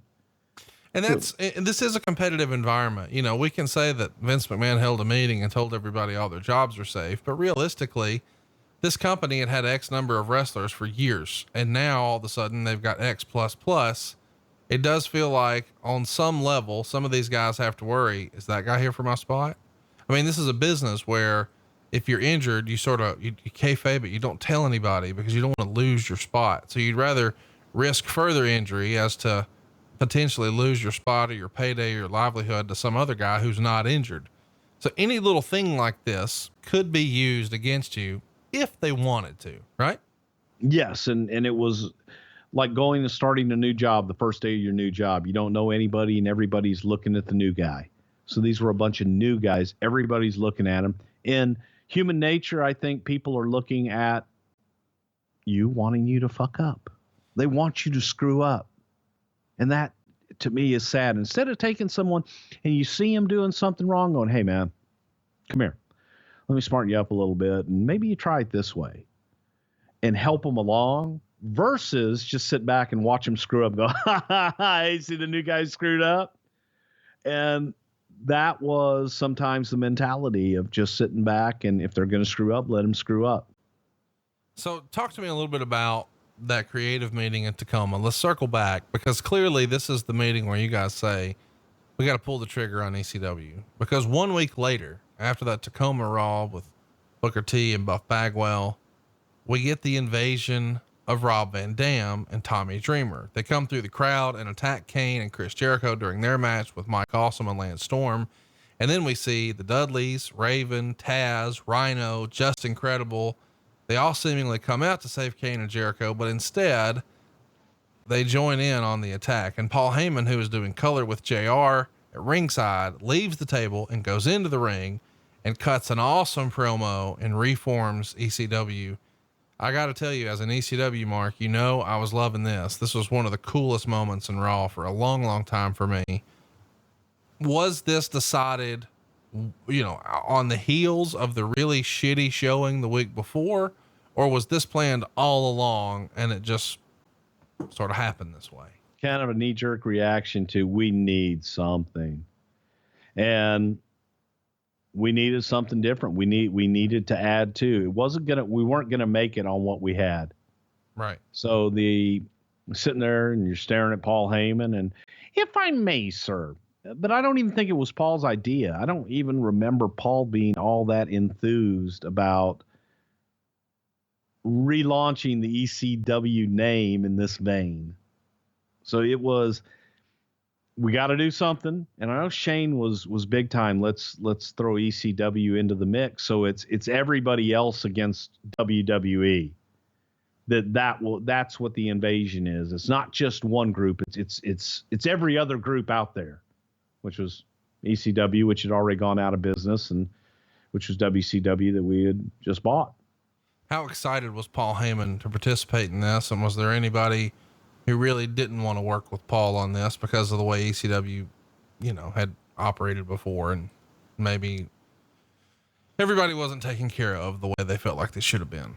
I think that the guys that were coming in on the ECW side, there was in the back of their mind, well, Paul had this planned all along. This was Paul's end game. This is what Paul was doing. He's going to go into WWE. He's going to be at commentary. He's going to bring us all in. And it wouldn't surprise me if it wasn't Heyman. Here is the plan.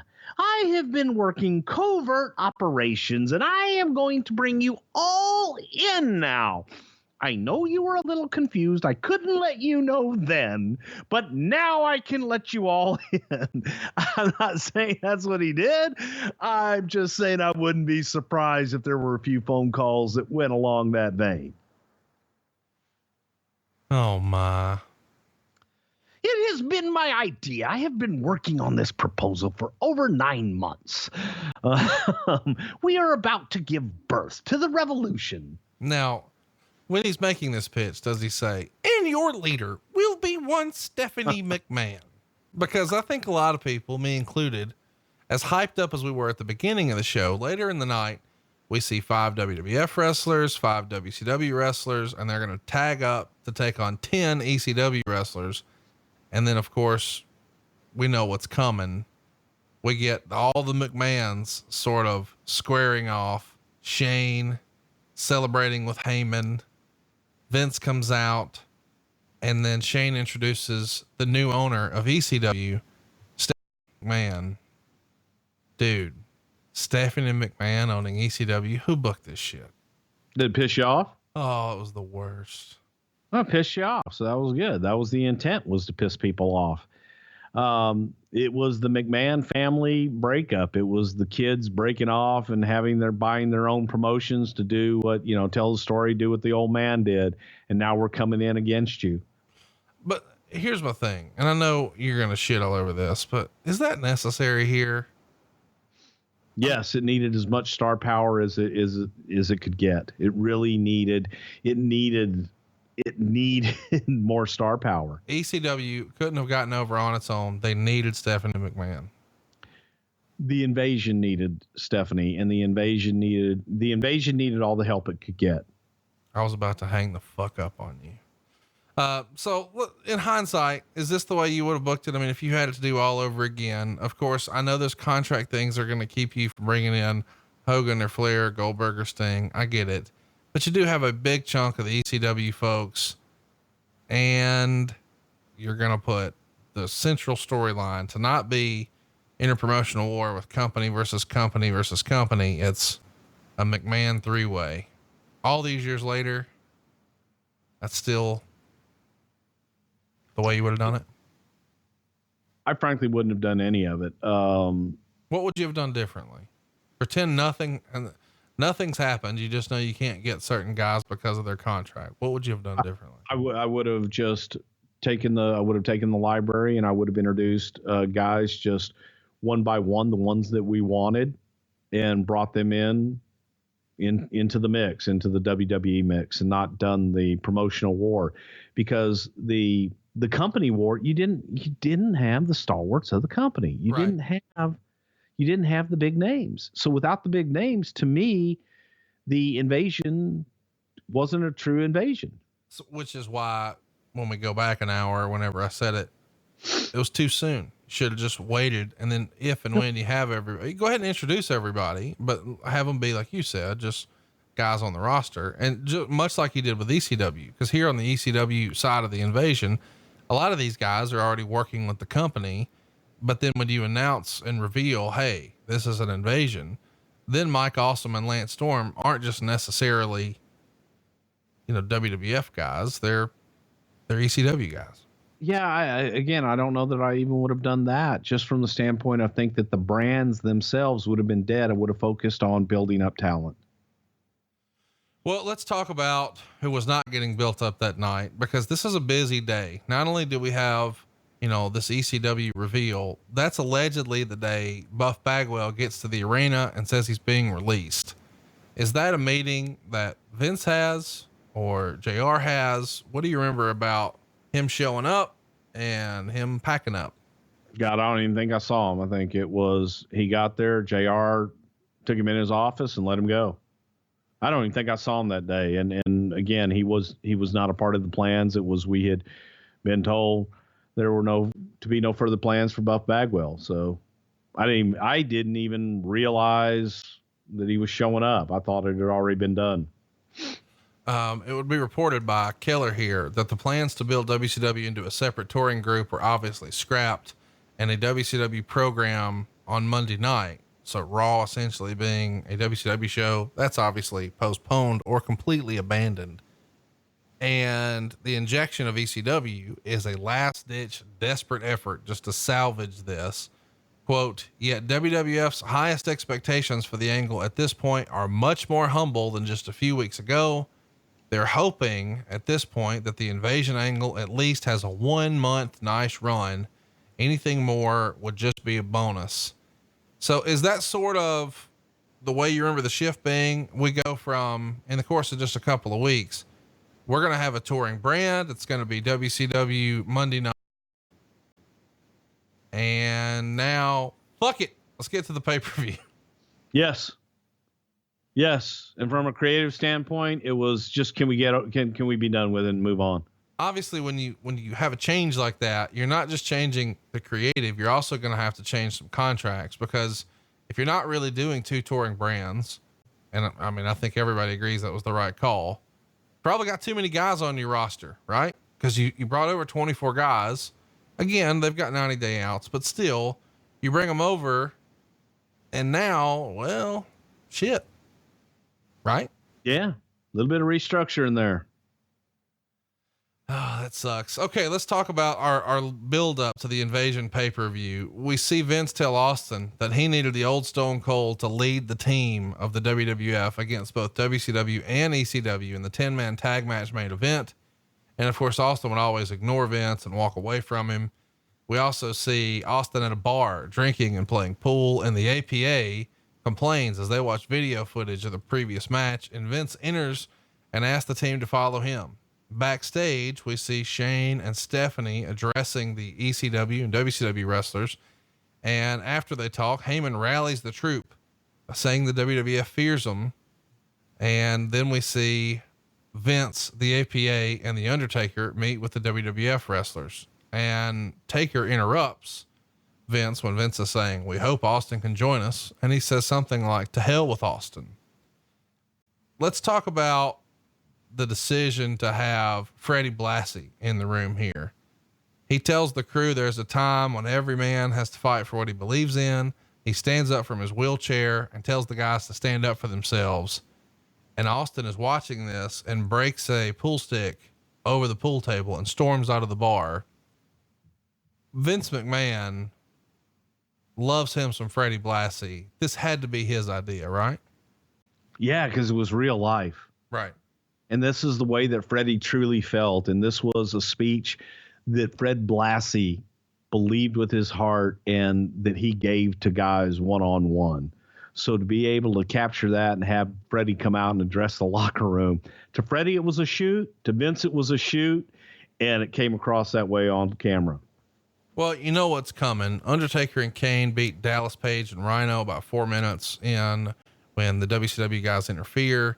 You've also got the Dudleys involved. There's tons of people in the ring when Austin shows up in his truck and then grabs a tire iron and starts beating dudes up, whether it's Stasiak and Helms or whoever. He gets in the ring, stunners all around. And backstage, Lombardi is trying to wheel Blassie out of the building in his wheelchair, but Shane and Stephanie stop him and they mock Blassie for the speech. This is, building towards something pretty fun here. How are you feeling on the heels of this Raw when it feels like the angle is, getting some traction? Well, it was better than it was a couple weeks ago. The funny thing is Stephanie having to cut that promo on Freddie Blassie. She was in tears immediately afterwards. She loved him so much, and to have to cut him down the way that she did, she was in tears. And I thought that was funny because it was good stuff and you felt it, but it was, man, we were just trying to pull it out of our ass and get as much interest as we possibly could. Well, and I guess it's worth mentioning that at WrestleMania 17, famously, Austin turned heel.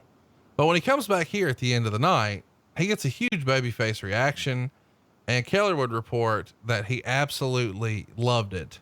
That whatever fire had been lost in Austin after that heel turn was back that night.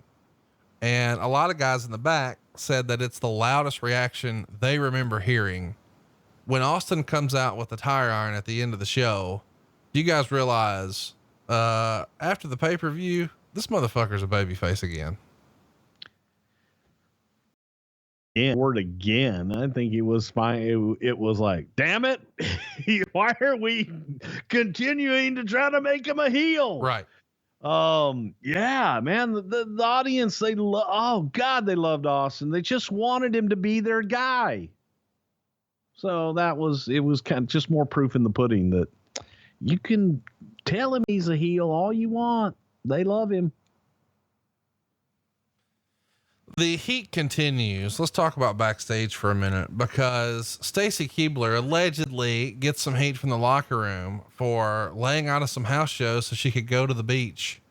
And she even addressed it online. Quote, "I had these plans for a while with a bunch of people to go down to the beach last week. And I got the sheet last Tuesday afternoon and I had to work the house shows, but I was supposed to leave the next day to meet my friends. So I was thinking, oh my God, what do I do? They didn't think we were going to be doing house shows at this point. So I talked to JR and told him about my prior plans. And he said it was okay because they were going to announce the bra and panties match the following week. And that way we can put you on the house shows the following weekend so you girls can work together." But some of the guys, of course, think, fuck that. If we got to work, she does too. How much heat was on Keibler for this? I don't know that there was a whole lot of heat. I think it got blown out of proportion big time. And there were probably some guys that were saying just that, but, and this is where things get blown out of proportion because she had plans and it was different. It was a new environment, and JR told her it was fine. He understood and said, okay, we'll move on. But then people tell the story and make it bigger than it actually was. It wasn't a big deal to anybody else except for probably some guys that were jealous and wanted to make something out of nothing. Let's talk about somebody else that I know you enjoy talking about. Your boy Johnny Ace makes the torch, and I think you'll appreciate this. Observers say that WCW agent Johnny Ace has been, quote, so obviously kissing everyone's ass, it's embarrassing, end quote. Yet it's working, since he's largely well liked by those within power he's playing up to. Friends of Ace say he realizes the politics in the company could cost him his job, so he is attempting to not rock the boat at all and befriend as many people as possible. Hypothetically, what type of things do you think Johnny was doing to sort of kiss ass? Well, boss, I just want to say that if you could pull those pants down a little bit, I'll get skin on skin. God, your arms are vascular today. I think that Richie might have missed a spot. Can I get some oil on that? You know, Johnny Ace, you say what you will about him, and I give Johnny a hard time. I give Johnny a hard time because I feel that there are very few people in this industry who have been in the position that Johnny's been in. And that goes for J.J. Dillon, goes for Pat Patterson, goes for Jim Ross, and it goes for John Laurinaitis. And now I guess that the equivalent of that would probably be Mark Carrano in the WWE right now. Until you have been in that talent relations spot, you don't judge him till you walked in his shoes. And Johnny worked his ass off, and Johnny was good for that spot because Johnny was very good with detail. He did what needed to be done, and he got things done. Also, Johnny was a pretty damn good finish guy as well. So John, while people looked at him as an ass kisser and different things, Johnny was just doing what needed to be done, and he was good for the job. So it's the toughest job. Everything you do is wrong. Everybody hates you. You got to fire people. You're the deliverer of bad news. So it's a shit position to be in. And Laurinaitis, I mean, he did it well. He went in there and he fought, man, and he did the job. And it's not the most popular job in the world. So as much shit as I like to give Johnny, and I like to give him a lot of shit, I feel that I can because we understand we've both been in that position for a long time. Let's talk about a story that came out of One Wrestling. It comes out that McMahon had to sort of send out some sort of memo saying, hey, don't say that Stephanie purchased ECW anymore because ECW is in the middle of a bankruptcy, and the court is apparently unaware that the company is using those assets as part of a storyline, and they don't really want to get involved with the bankruptcy. What do you remember about that? Because, you know, they still use ECW, but they certainly changed the language a little bit.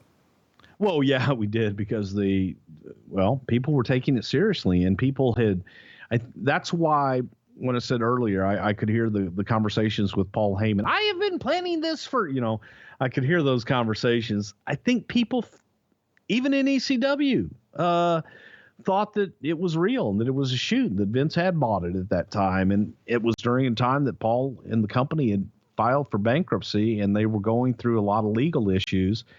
So Paul had represented some things to the company that weren't exactly accurate. What? I know, it's hard to believe, but Paul would say, no, I own this or I have that. That's all taken care of, when it wouldn't have been. So we found out through the courts and through different people, and that's where we backed off on how we presented it. I feel like we should mention here that the WWE does go ahead and reach a temporary agreement so they can use the name, and they have to make a deal with the trustee of the bankruptcy courts, of course. And the original offer is $150,000, but they have to increase it. They wind up landing on $250,000, including a $50,000 upfront payment. And now they have permission to use the name, and the contents of the videotapes during this temporary agreement. This feels like something they would have tagged in old Mr. McDivitt for, right? I think Jerry was involved in this at some point, but for a good part of it, it was mainly the corporate attorneys in-house that were dealing with it, and that were dealing with Paul, kind of one-on-one, and with Paul's attorneys just trying to siphon through. I know this is going to come as a big shock to you as well. Paul didn't keep really good records either. What? I know. Paul's a genius, man. Those people don't keep really good records, man. He's kind of off to the next thing too. But it was just deciphering and trying to get through the mess that was ECW and try to finish something that we had and try to own it. On the go home edition of SmackDown on July 19th, we see Shane McMahon lead all the WCW wrestlers to the ring. And then later Stephanie comes down with Paul Heyman and all the ECW wrestlers, and they all take turns cutting promos about how they've invested all their money into WCW and ECW. And then Heyman takes the mic and accuses Vince of killing his own father by taking the WWF away from him. And on commentary, Ross explains that Vincent J. McMahon died of a heart attack, which is also not true, but it's a story, I guess. Let's get to the Invasion pay-per-view. Let's get started with Edge and Christian. They beat Lance Storm and Mike Awesome at 10 minutes and 10 seconds.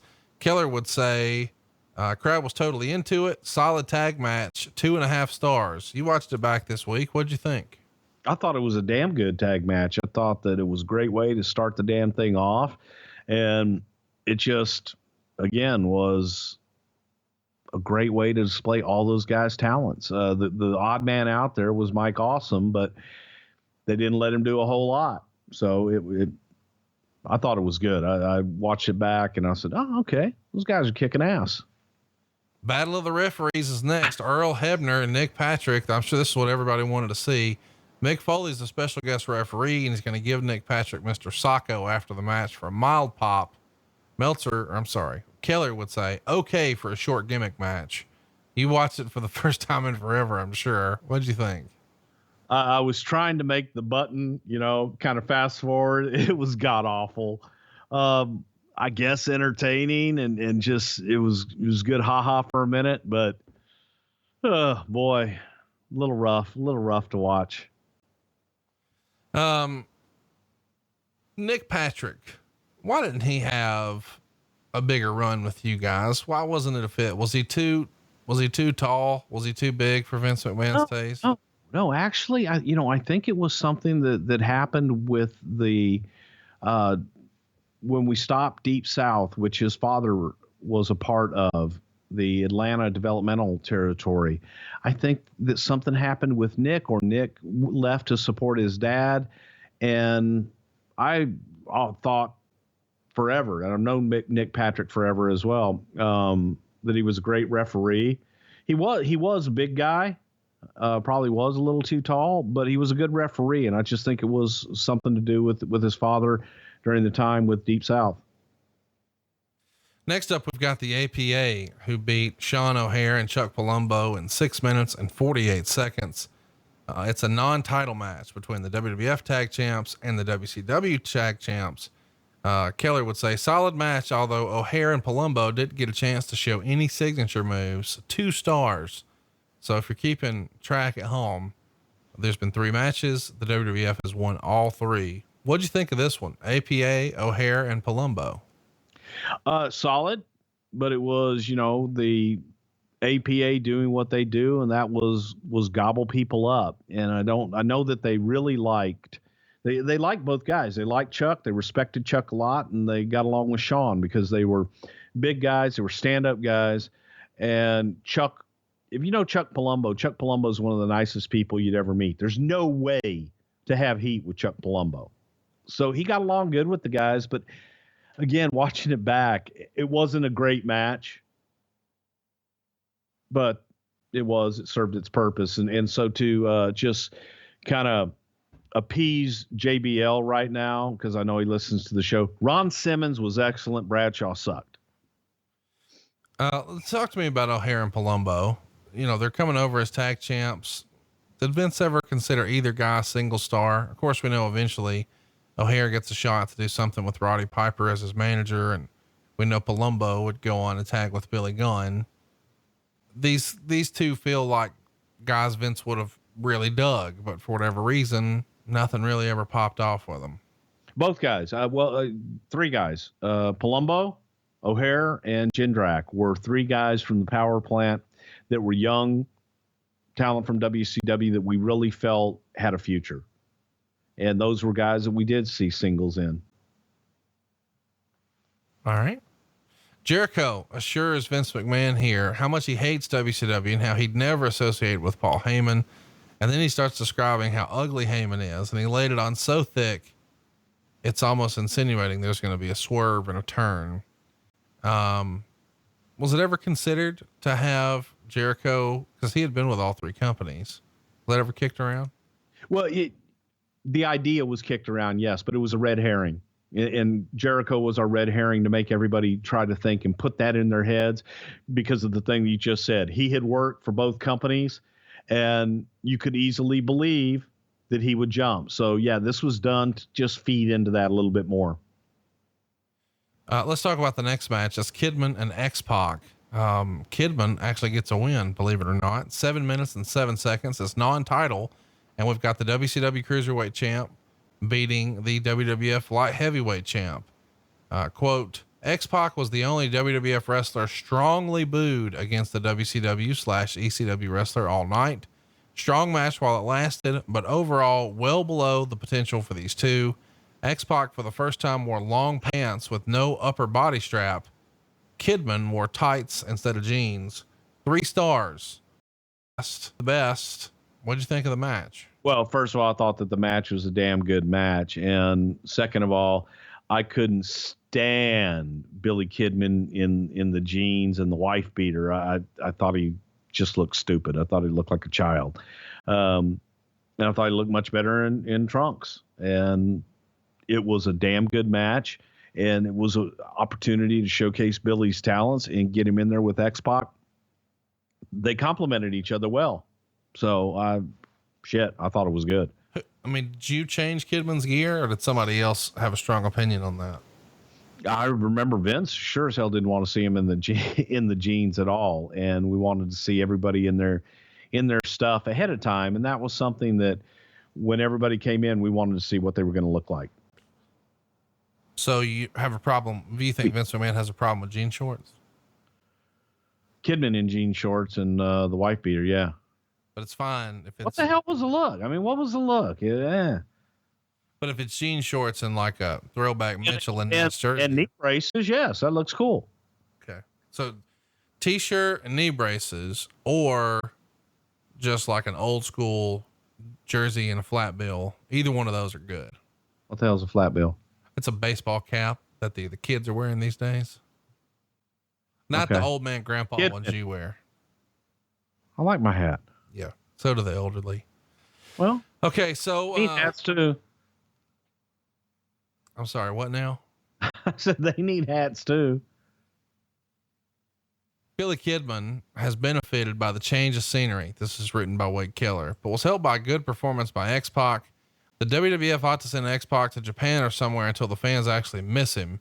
He gets that we're sick of that guy heat. We've never really talked about that here on the show, or if we have, it's been a while. The term X-Pac heat was a thing where it's almost like, I think fans would call it go away heat. I don't really get that. Where does that come from?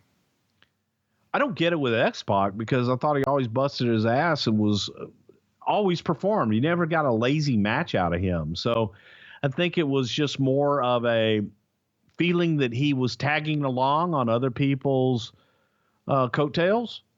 And that was a feeling, but at the same time, his work was better than whoever he was allegedly tagging along with. That's my point. I think that he always held up his end. He always went out there and busted his ass. And I thought he was a hell of a performer. And for me, I took a lot of it as heat, which a lot of guys couldn't get. Here's one of those things that don't age well. Stacy Keibler and Tori Wilson are shown talking about their match, and Tori caresses her breasts and said it's a shame the fans will have to settle for seeing Trish and Lita stripped instead. Tori talked about her long legs and said the only way they could look better is if they were naked. And they say they're going to give a private showing to the Hardys because, quote, we know they want us.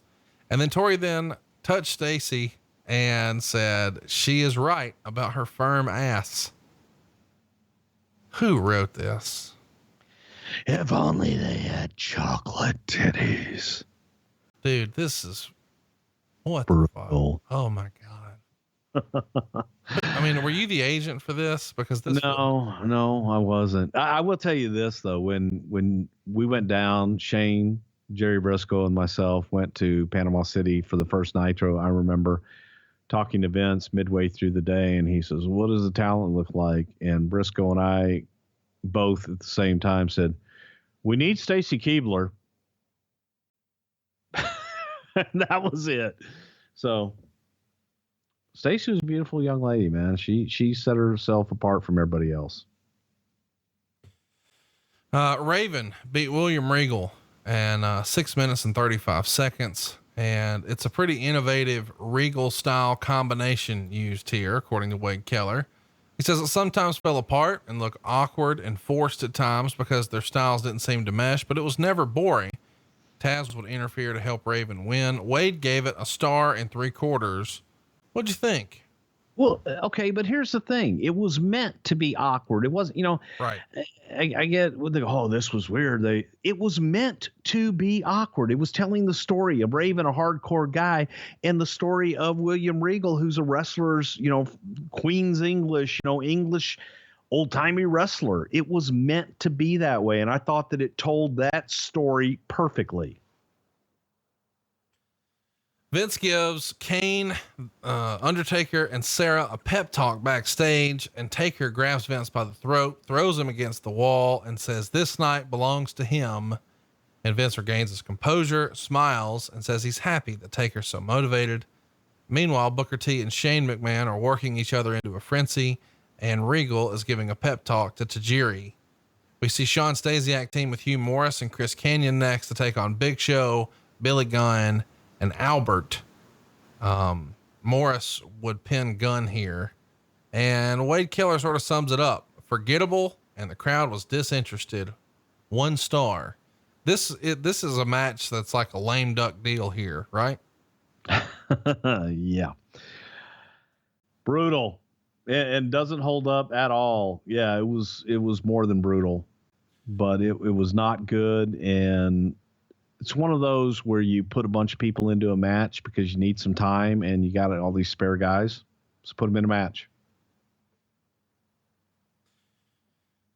Backstage, we see Rob Van Dam blindside Jeff Hardy with a chair shot. And this now gives an excuse for Hardy to lose, I guess. Tajiri is going to pin Taz after 5.5 minutes after spraying the mist in his face. Keller would write fun match, stiff at times. Tajiri getting a win over Taz, 2.5 stars. Man, doesn't seem damn like good match too. Well, but I mean, Taz had been presented as a monster in ECW for many years, and he probably squashed Tajiri in ECW 3,000 times. It says a lot about where Taz is in his run as an in-ring wrestler, does it not? Well, I don't know about that, but it was, I think, predictable what you just said. People think that Taz is going to go out there and dominate him, and Tajiri was one of the most entertaining things in the package with William Regal that we had going as well. So people were really behind Tajiri as well. So it made sense. It's not being predictable, but I thought it was a damn good match. Let's talk about the next one because we've got Rob Van Dam and Jeff Hardy. But before we get there, we see Vince giving Kurt Angle a pep talk, and Angle interrupts him and tells him to get off the American rah-rah bullshit. He's going to win tonight for me. And this is a fun promo that's showing maybe a different side of Kurt Angle. I don't know why, but this promo stood out. When you watched it back, what'd you think?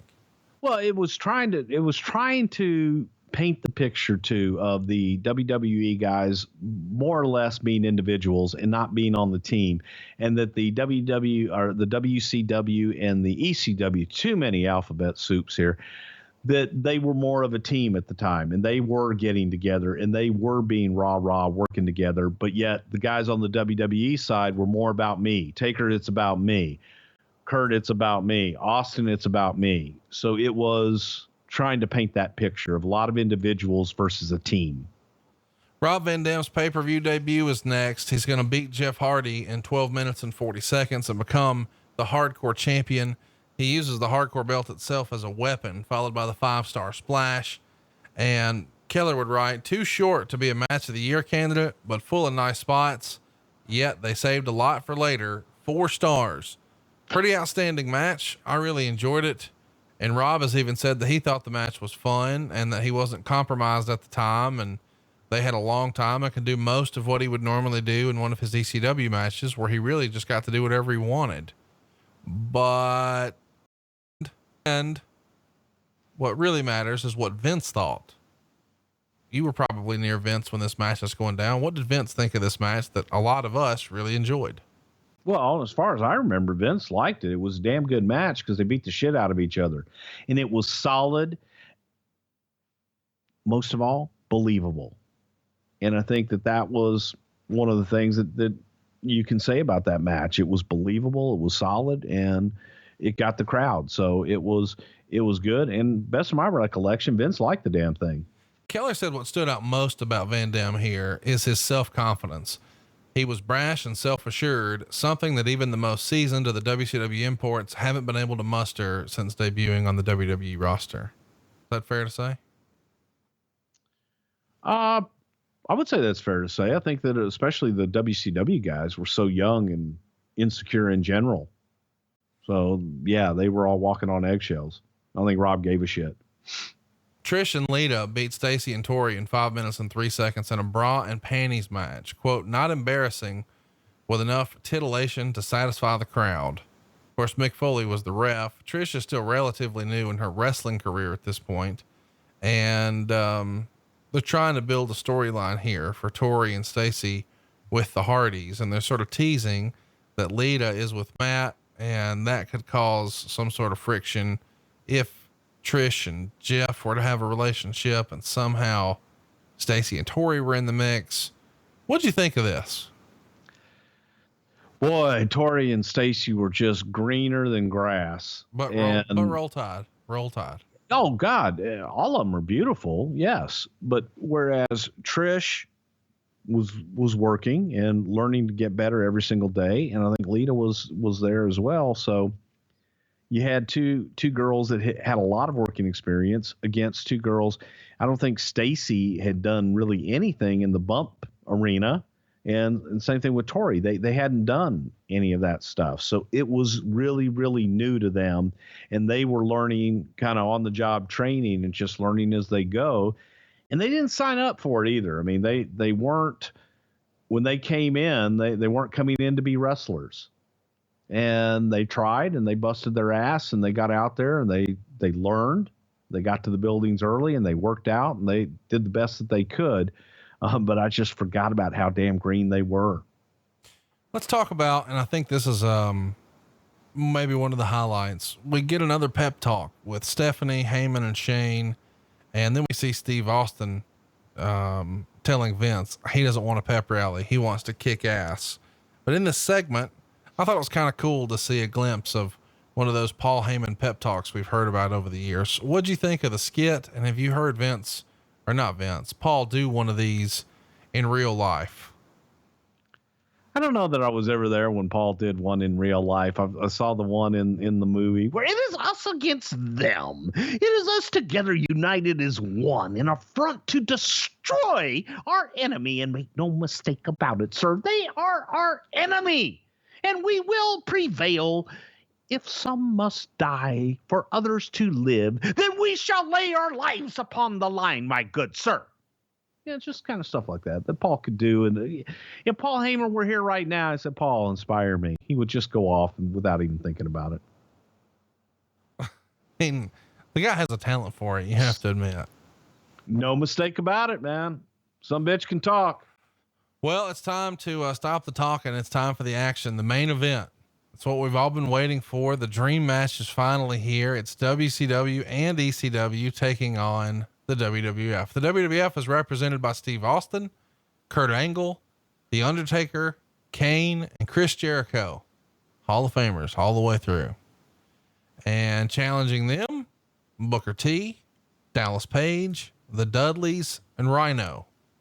To be sure, all former world champions are Hall of Famers on both sides, but still it does feel a little lopsided to me. But the Alliance gets the win when Booker pins Kurt Angle after 29 minutes and 5 seconds, Keller would say, okay, action, without anything spectacular. In the end, Austin attacked Angle as he had Booker in an ankle lock, but then put Booker on Angle for the win. 2 3/4 stars. What do you think of this? I thought it was a hodgepodge. It's really, I also, wasn't in favor of sending Steve to the other side. Yeah. It's just logical. You know, you had that big reaction. It's just weird because he gets this huge babyface reaction after he's turned heel. And it feels like, you know, a lot of people are watching Raw these days and they're saying, damn it, why won't they turn Roman Reigns? And I don't want to get on a sidebar here, but it feels like this is one of those examples where when Vince is like, damn it, they're not doing what I want them to, I'll show them. So he makes him a bad guy again. Yeah. And they didn't want it. They didn't want it. Steve made the most out of it on the backside, but still it was an uphill battle. It was an uphill battle that we were fighting every step of the way. Aside from him walking out, is this the biggest misstep of Austin's career, do you think? The heel turn after 17? Because it does feel like he loses a little bit of momentum and doesn't get it back. And whatever reaction he had on the buildup for Invasion here, it's lost again on this night, right? Well, the way that it was executed, yes. Had it been executed the way that it was originally pitched. Let's hear that. Let's hear that. Well, the original pitch was for Steve to turn heel and Hunter to turn babyface, and for Hunter to chase Steve as a babyface, with Steve as the champion. So when they wanted to do the 2-man power trip and just beat everybody, to me, that's what kind of stagnated it a little bit. If there had been a fresh new babyface to go after Steve, then I think that it would have meant a little bit more. And Hunter was red hot at that time. So it was, and then you give them back their red hot babyface that they've been clamoring for in Stone Cold Steve Austin, and they're happy and they're, oh my God, yes, finally I've got something to believe in again. What the fuck? And that was the reaction.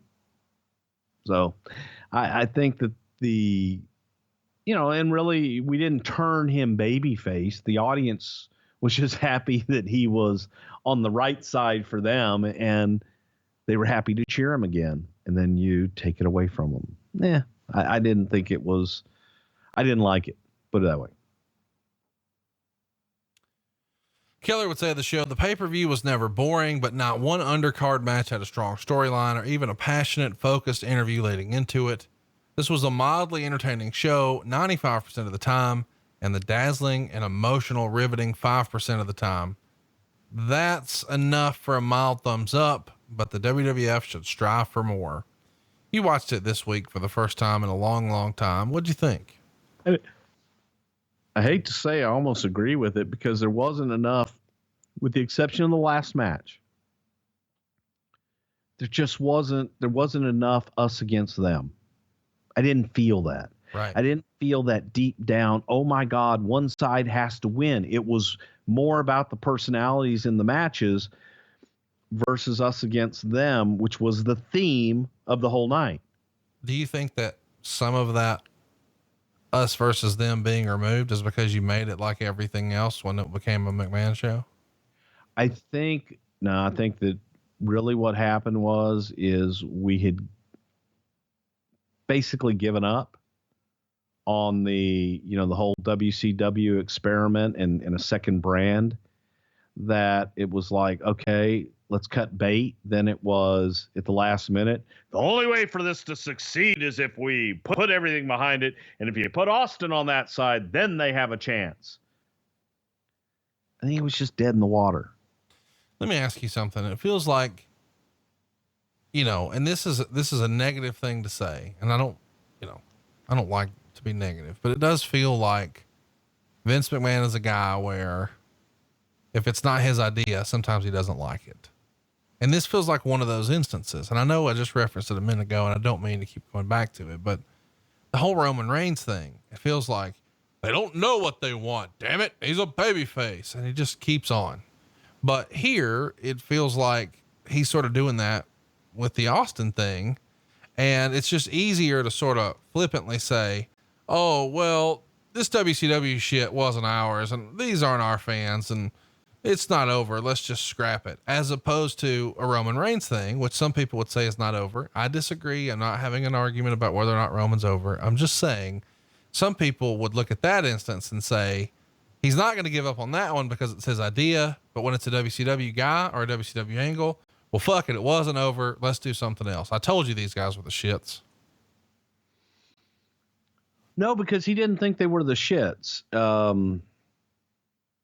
ahead of time. And he really thought that the brands, I think everybody got fooled. And one day we'll get into it as far as ratings and everything and the illusion of the Monday night ratings and the Monday night audience. I think that the overall audience was not that 8 or 10 million that everybody likes to fantasize about. I think that the core audience was about a 4 million point in there that sampled both shows back and forth enough that it registered on both. Well, hang on now. You don't really mean 4. You mean probably like 6. I mean, there was either way, not 8. We agree that the highest of high, and some people would say, oh, there's 12 million people. No, there's fucking not. I mean, I was going back and forth. I'm being counted twice. That's what I think happened. Yeah. And I also, I won't even get into the whole Nielsen ratings and what a sham I think it is in general, but I just think that there's an illusion out there that there was this massive audience that all disappeared after the. But that illusion is sometimes fed into by you. I mean, earlier you said our audience didn't know who they were. They didn't care who they were. But at the same time, you're saying, well, I mean, it was really just the same people watching both shows. No, I'm saying two different things. You're putting words in my mouth. Now I'm going to play Eric Bischoff, damn it. No. Oh, then just watch Table for Three. Just say I don't recall. Just say I don't recall and you're halfway there. No, you will know this. You know what Eric hates the most? What? Is when you interrupt him. Oh, and I do it on purpose now. Well, if you saw the raw footage of Table for Three, I was interrupting him on purpose, like every time he would open his mouth. So at the end there's especially when I hit him with the Eric Bischoff spin. So anyway, just going back to it, there was an audience when they say, well, it dropped off to this huge amount. What I think happened is the people that were sampling, both feeding into the both numbers. I just think that it just settled. And there was an audience that only watched WCW, a small audience that only watched WCW, and they went away. But I think that the people that only watched WWE didn't give a shit now. They didn't give a shit about WCW. They weren't sampling both. I don't know. It just wasn't. Look, it didn't work. It didn't work. The business is talent driven. The business is larger than life character driven. And we didn't have the larger than life characters. The larger than life characters were on our side, and we had to create something to make people care. That's all. Well, let's get to some questions because we've got a lot of them, but I feel like before we do, we should let you know that next week we're covering Vengeance 2003. So if you've got a question for Vengeance 2003, we want you to go ask it, and you can ask it on Twitter or on Facebook. This card is memorable for a lot of things, but maybe the best part is Mr. McMahon and Zach Gallen in a singles match. We've also got Undertaker and John Cena, Sable and Stephanie McMahon, Haas and Benjamin against Kidman and Mysterio. We got Bradshaw last eliminating Brother Love in the APA Invitational Barroom Brawl. So go ahead and ask me now. Did I have a problem with doing the job? Yes, I did. I should have gone over. Jamie Noble with Nydia taking on Billy Gunn and Tori Wilson. Eddie Guerrero is going to be in action with Chris Benoit. And then in your main event, it's a 3-way, Kurt Angle, Brock Lesnar, and Big Show. It all happened on July 27th, 2003, and you'll be able to enjoy it on July 27th, 2003, unless you're supporting us on Patreon. Bruce, we rolled out Patreon and it's already been a hit. We've started feeding some bonus content there at patreon.com/something to wrestle. and you're going to get this episode early and ad free. Tell everybody else what they need to know about patreon.com/something to wrestle. Well, not only that, several different levels you can go to, but also on that for this show, I'm here in the Sam Roberts studio, and we're actually videotaping me on this side. So you're going to get that. And I just did a whole bunch of stuff with Sam earlier on. A lot of extra added content that you're just not going to get anywhere else. It's me being silly. I did my ride through Manhattan today in an Uber with Mockhead. That was the driver's name. His name was Mockhead. And he wouldn't talk to me when he was on camera, but just a lot of fun stuff over at Patreon, and I'm having a blast with it. Check it out. Patreon.com/something to wrestle. It's only $9 a month to get you started. And there's lots of different fun stuff where you can come hang out for a whole Something to Wrestle weekend here in Huntsville. You get free tickets to some of our live shows, some exclusive merchandise, the Skype with Bruce, lots of bonus content. Go check it out. Patreon.com/something to wrestle. Bruce, let's get to some questions. Are you ready? I'm ready. Trav wants to know, since we had to have a referee match, was there any integral talk about bringing in Tony Schiavone and Mike Tenay for the angle to get some sort of announcer match versus JR and Cole? Absolutely not. It's amazing to me that you're mocking that, but you're like, let's get Hebner and Patrick in there. That's what they want. No, I didn't like that either. Who booked that? Who can we pin the blame on for a referee match? Oh boy. That's a good question. You know what? Just cause it'll get him to call me, Brian Gewirtz. Let's put the blame on Brian. Fuck you, Brian. Fuck you, Brian. Dan he's such a nice guy. It feels weird to I know, I love Brian, but this way I know I'll at least get a call from him. Yeah. Hey, that wasn't my idea. Or, hey, I thought it was a good idea. I don't know why you guys are making fun of it. Fuck you, Bruce. You liked it at the time.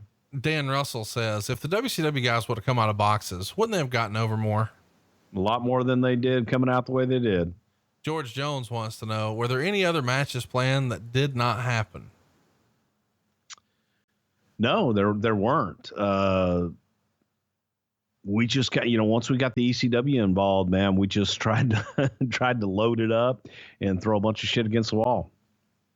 Craig Morrison basically has the same type of questioning that I had about DDP, but he mentioned something that DDP has talked about a lot, where he wanted to come in as the real people's champion and do something with The Rock. Instead, he's put with The Undertaker. That doesn't feel like second fiddle to me. I mean, you're programmed with The Undertaker. I don't know how you can go much higher than that, but was there ever even a discussion about a real people's champ feud with The Rock and DDP? No, there wasn't. Vince had no desire in that character from WCW. Jake wants to know, how the hell did you guys manage to screw up something the fans have been wanting to see for decades? What's that? The invasion angle.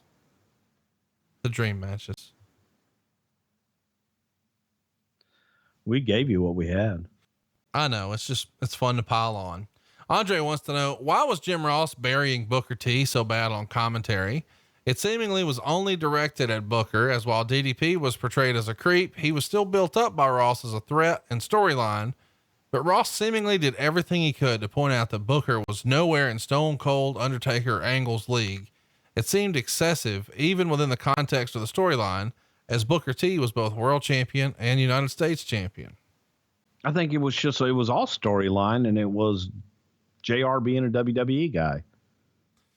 Brian wants to know, why Rhino and not Raven? Raven was a bigger name in ECW and a made name in WCW. So how does Rhino get the spot and Raven does not? That's a good question. I never thought about that one. Raven had a spot with Regal. So, I mean, it's 6 and 1/2 dozen the other. I think that some people made the argument. Listen, Rhino was an ECW champion. Yeah, but come on.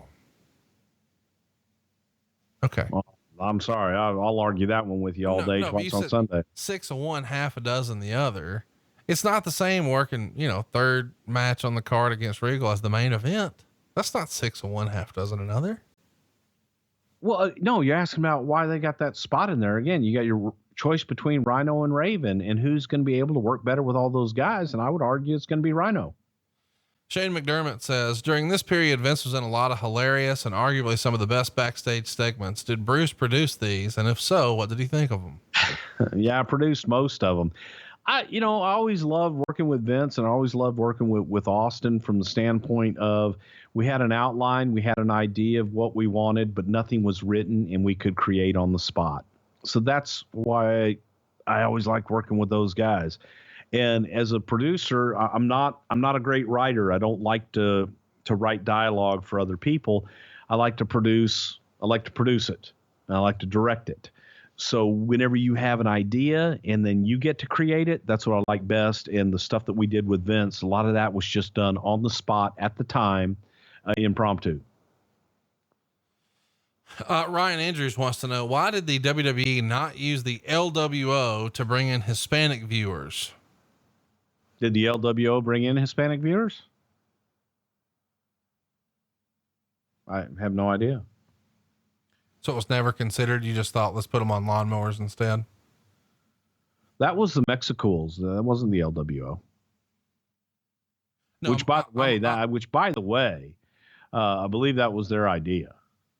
No, well, listen, I'm not debating that. I'm just saying the LWO, while it may have been a gimmick and it may have been a little hokey, it's probably not as bad as, having them come in on fucking lawnmowers. Well, the LWO would have been something that, would have had Eddie Guerrero in it. And I don't think Eddie not even a part of the company at this time. And it just wasn't thought of. No. Yeah. I mean, they didn't have a spot on the card. You had to get Nick Patrick out there, man. Yes. Was there any communication with Bret Hart and or Randy Savage about trying to mend fences with the buyout? Now, of course, Bret Hart not able to wrestle here, but he certainly could have been a mouthpiece, but I know they weren't really on speaking terms. Was there even an idea pitched about either one of these guys? Nope, not at all. Neil Gannon. Okay. That's fine. Yeah, no, there wasn't. And I think Bret was still getting paid out on his contract too, though. Neil wants to know who put together the video packages for Invasion. They're some of the best ones I've ever seen. The WWE production team. I don't know if this is during the time that Panucci was starting to make his mark as a production king, but they're gonna love that one. But I think it was the production team there, Adam Panucci and a lot of those guys. Jason wants to know, Bruce, in retrospect, WCW superstar do you think could have made the WCW angle work if said superstar would have been available at the time? Goldberg. Andrew wants to know, why didn't Vince bring in former WCW champion David Arquette? We tried, but he was busy. He was still getting paid out on his contract too. I love you for just going with the company line. Serious business. It does feel like something Vince could have had fun with. You tease that it's a former world champion and blah, blah, blah.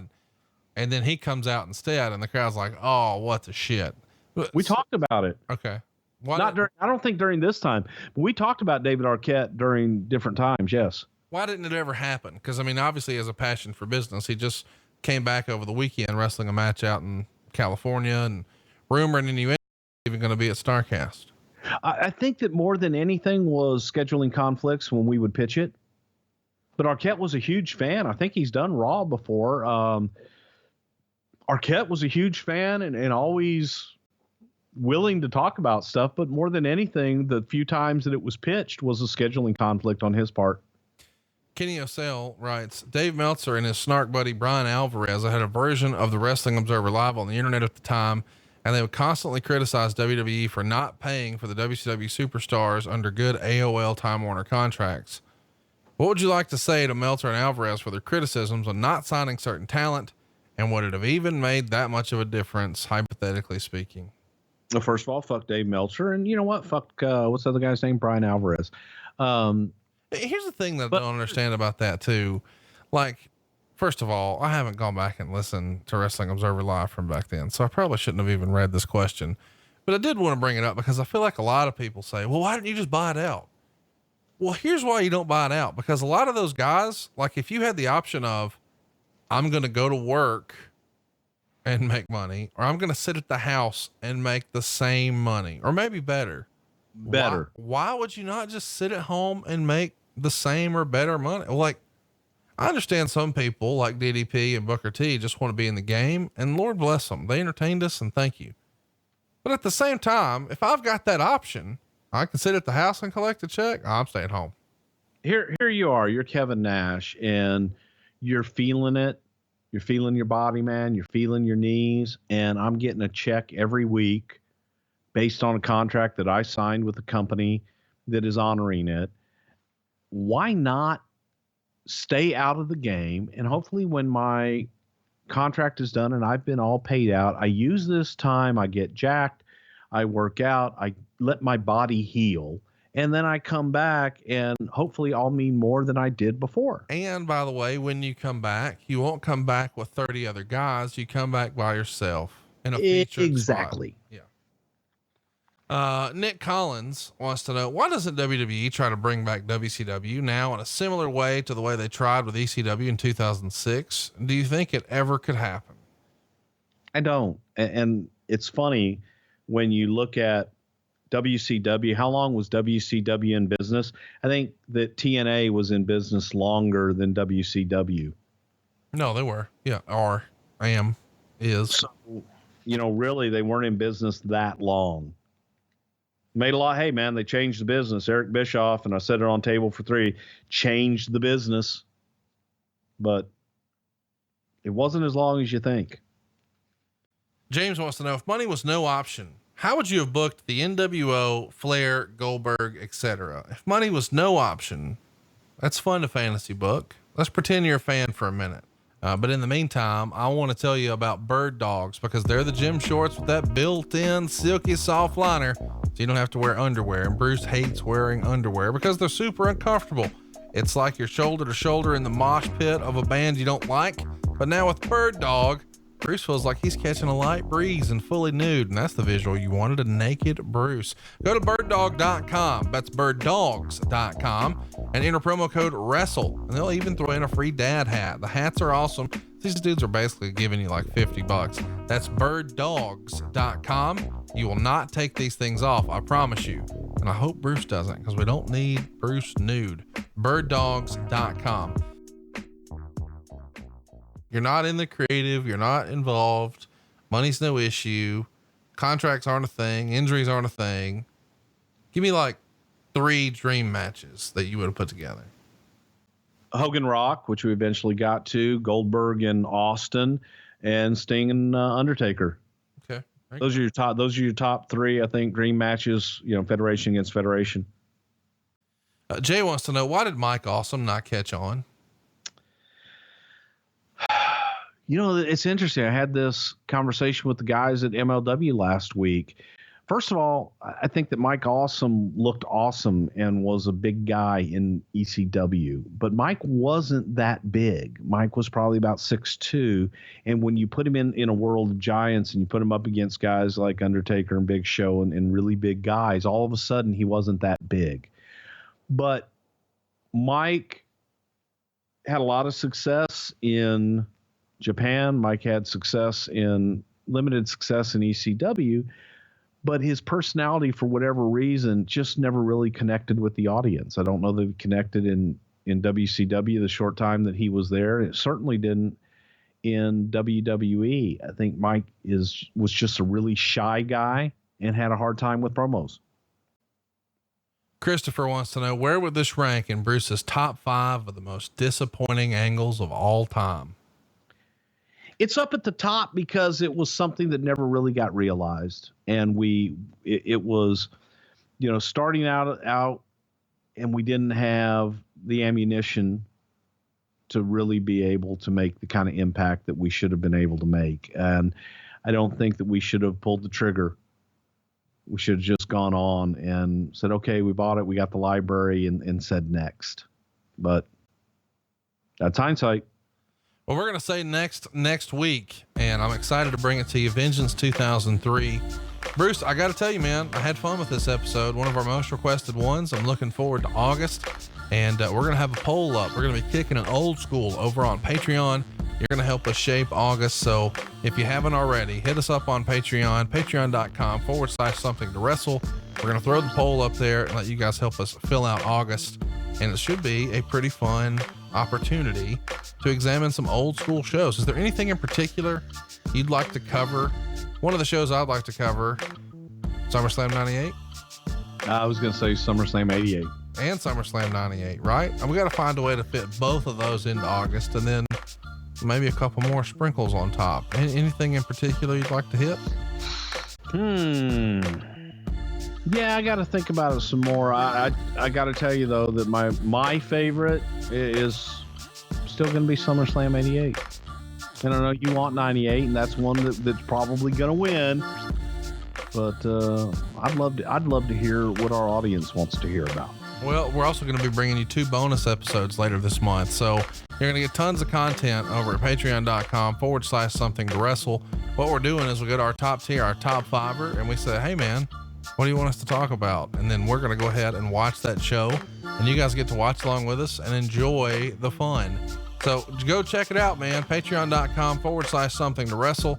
He is at Bruce Prichard. I am at Hey, it's Conrad, and we are out of time.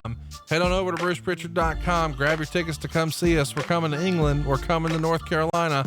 We're coming to Arizona. But first, we're coming to New York and San Antonio. brucepritchard.com. See you next week right here on Something to Wrestle with Bruce Prichard.